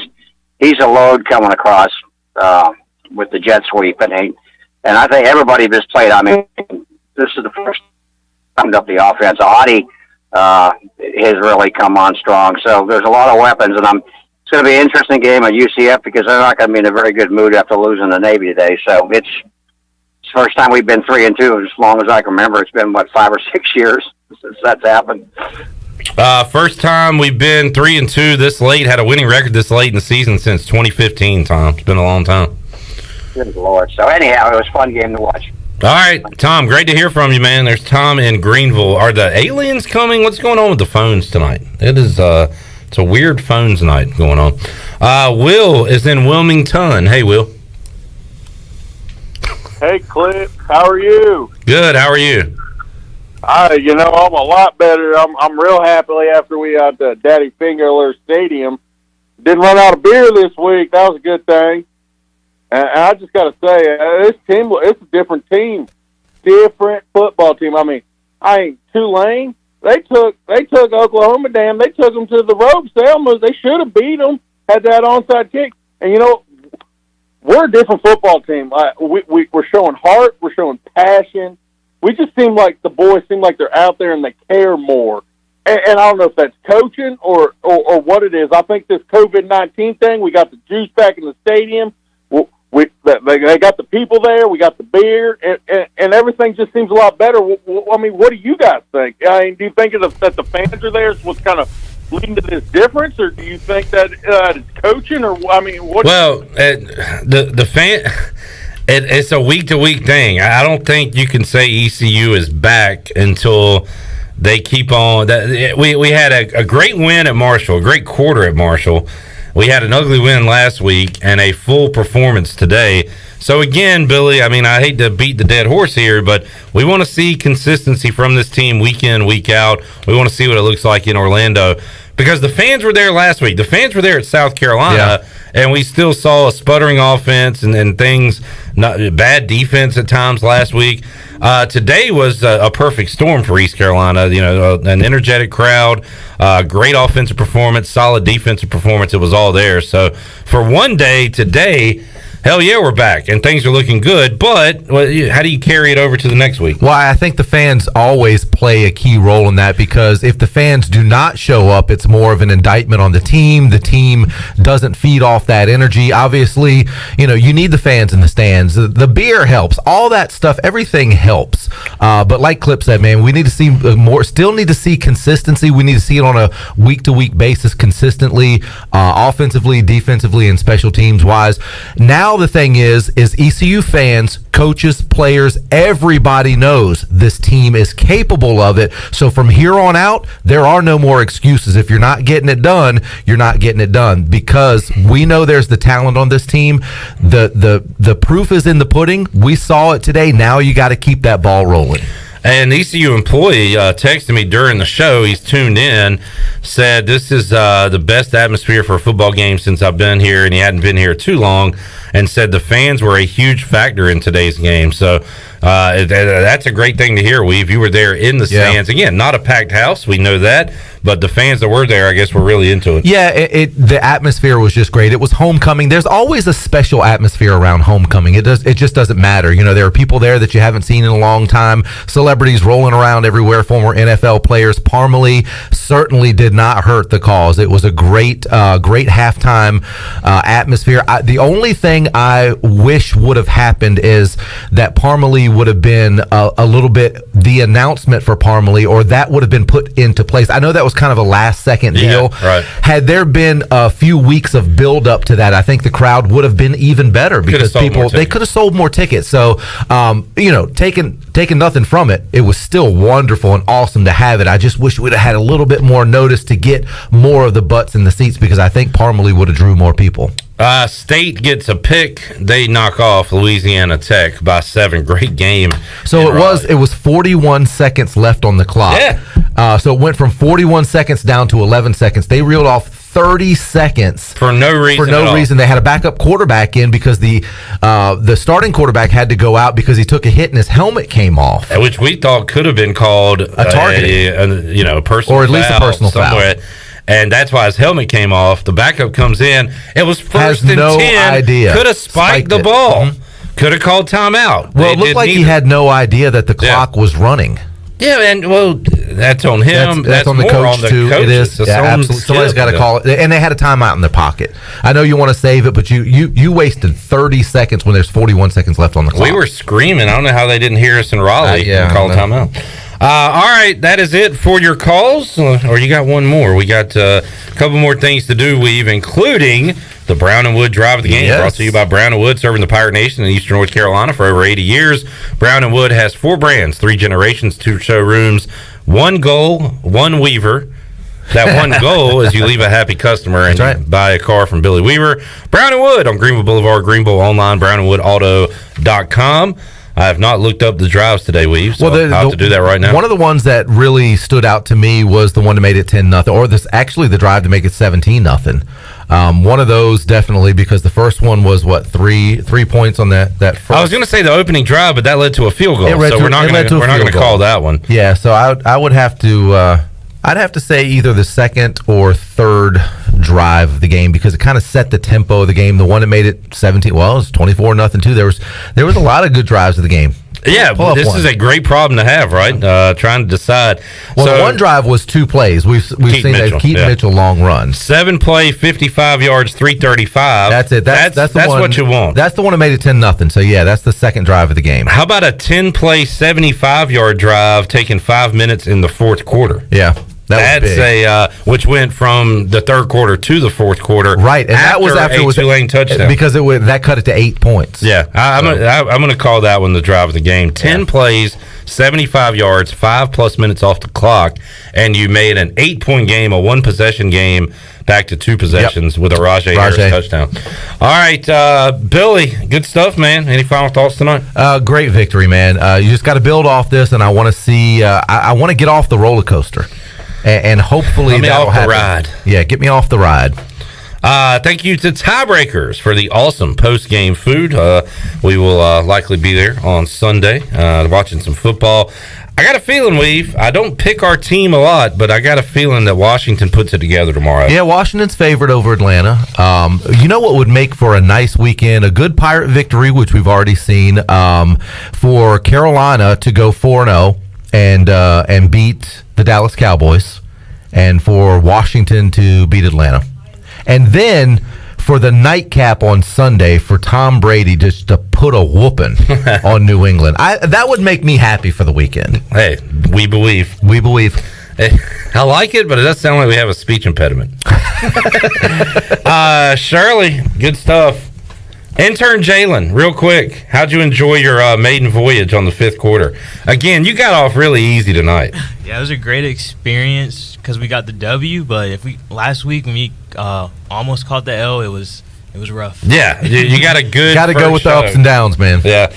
Thanks, Jalen. Great work, buddy. And I appreciate Jalen because last week he had to put up with me and my sour attitude over here, so it's a little bit different this week. I'm just glad after the way you were dog cussing the announcers during the game that you had a good attitude in the fifth quarter. Man, she was picking on him towards the end. Every that little guy, thing. oh my God. They were bad. Well, They first were of bad. all, the guy was like Captain Obvious the whole game. He was like, if you want, you have to set up the passing game. The passing game is going to set up the run game. Well, no, you know what, Sherlock? Come on.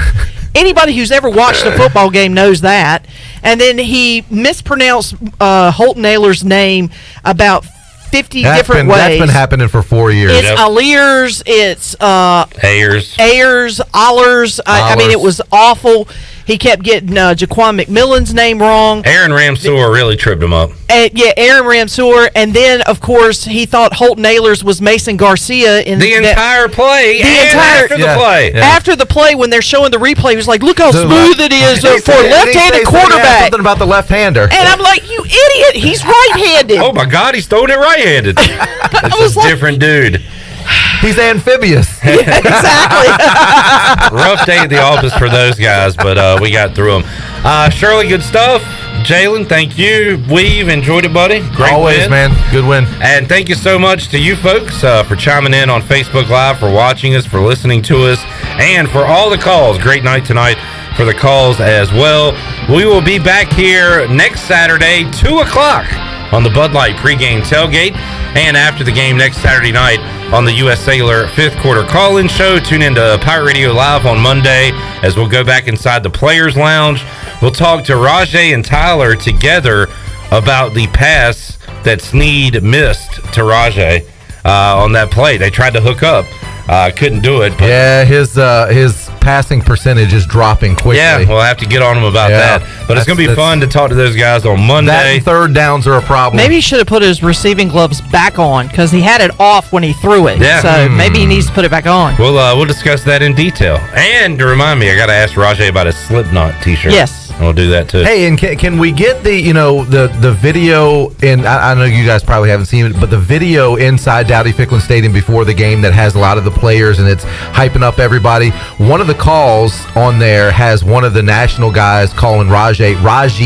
Oh, no. Speaking of pronouncing names wrong. Yeah, it happens. Let's get that fixed. Yeah. Let's fix it. Fix that and the paint on the helmets. Yes, and the paint. Yeah, we'll get that done. All right. We'll see you fine folks next week. Thanks for tuning in. Pirates win it tonight over Tulane. Let's keep the celebration going, and we'll talk to you Monday on Pirate Radio Live and next Saturday on the Bud Light pregame tailgate and the U.S. Cellular fifth quarter call-in show.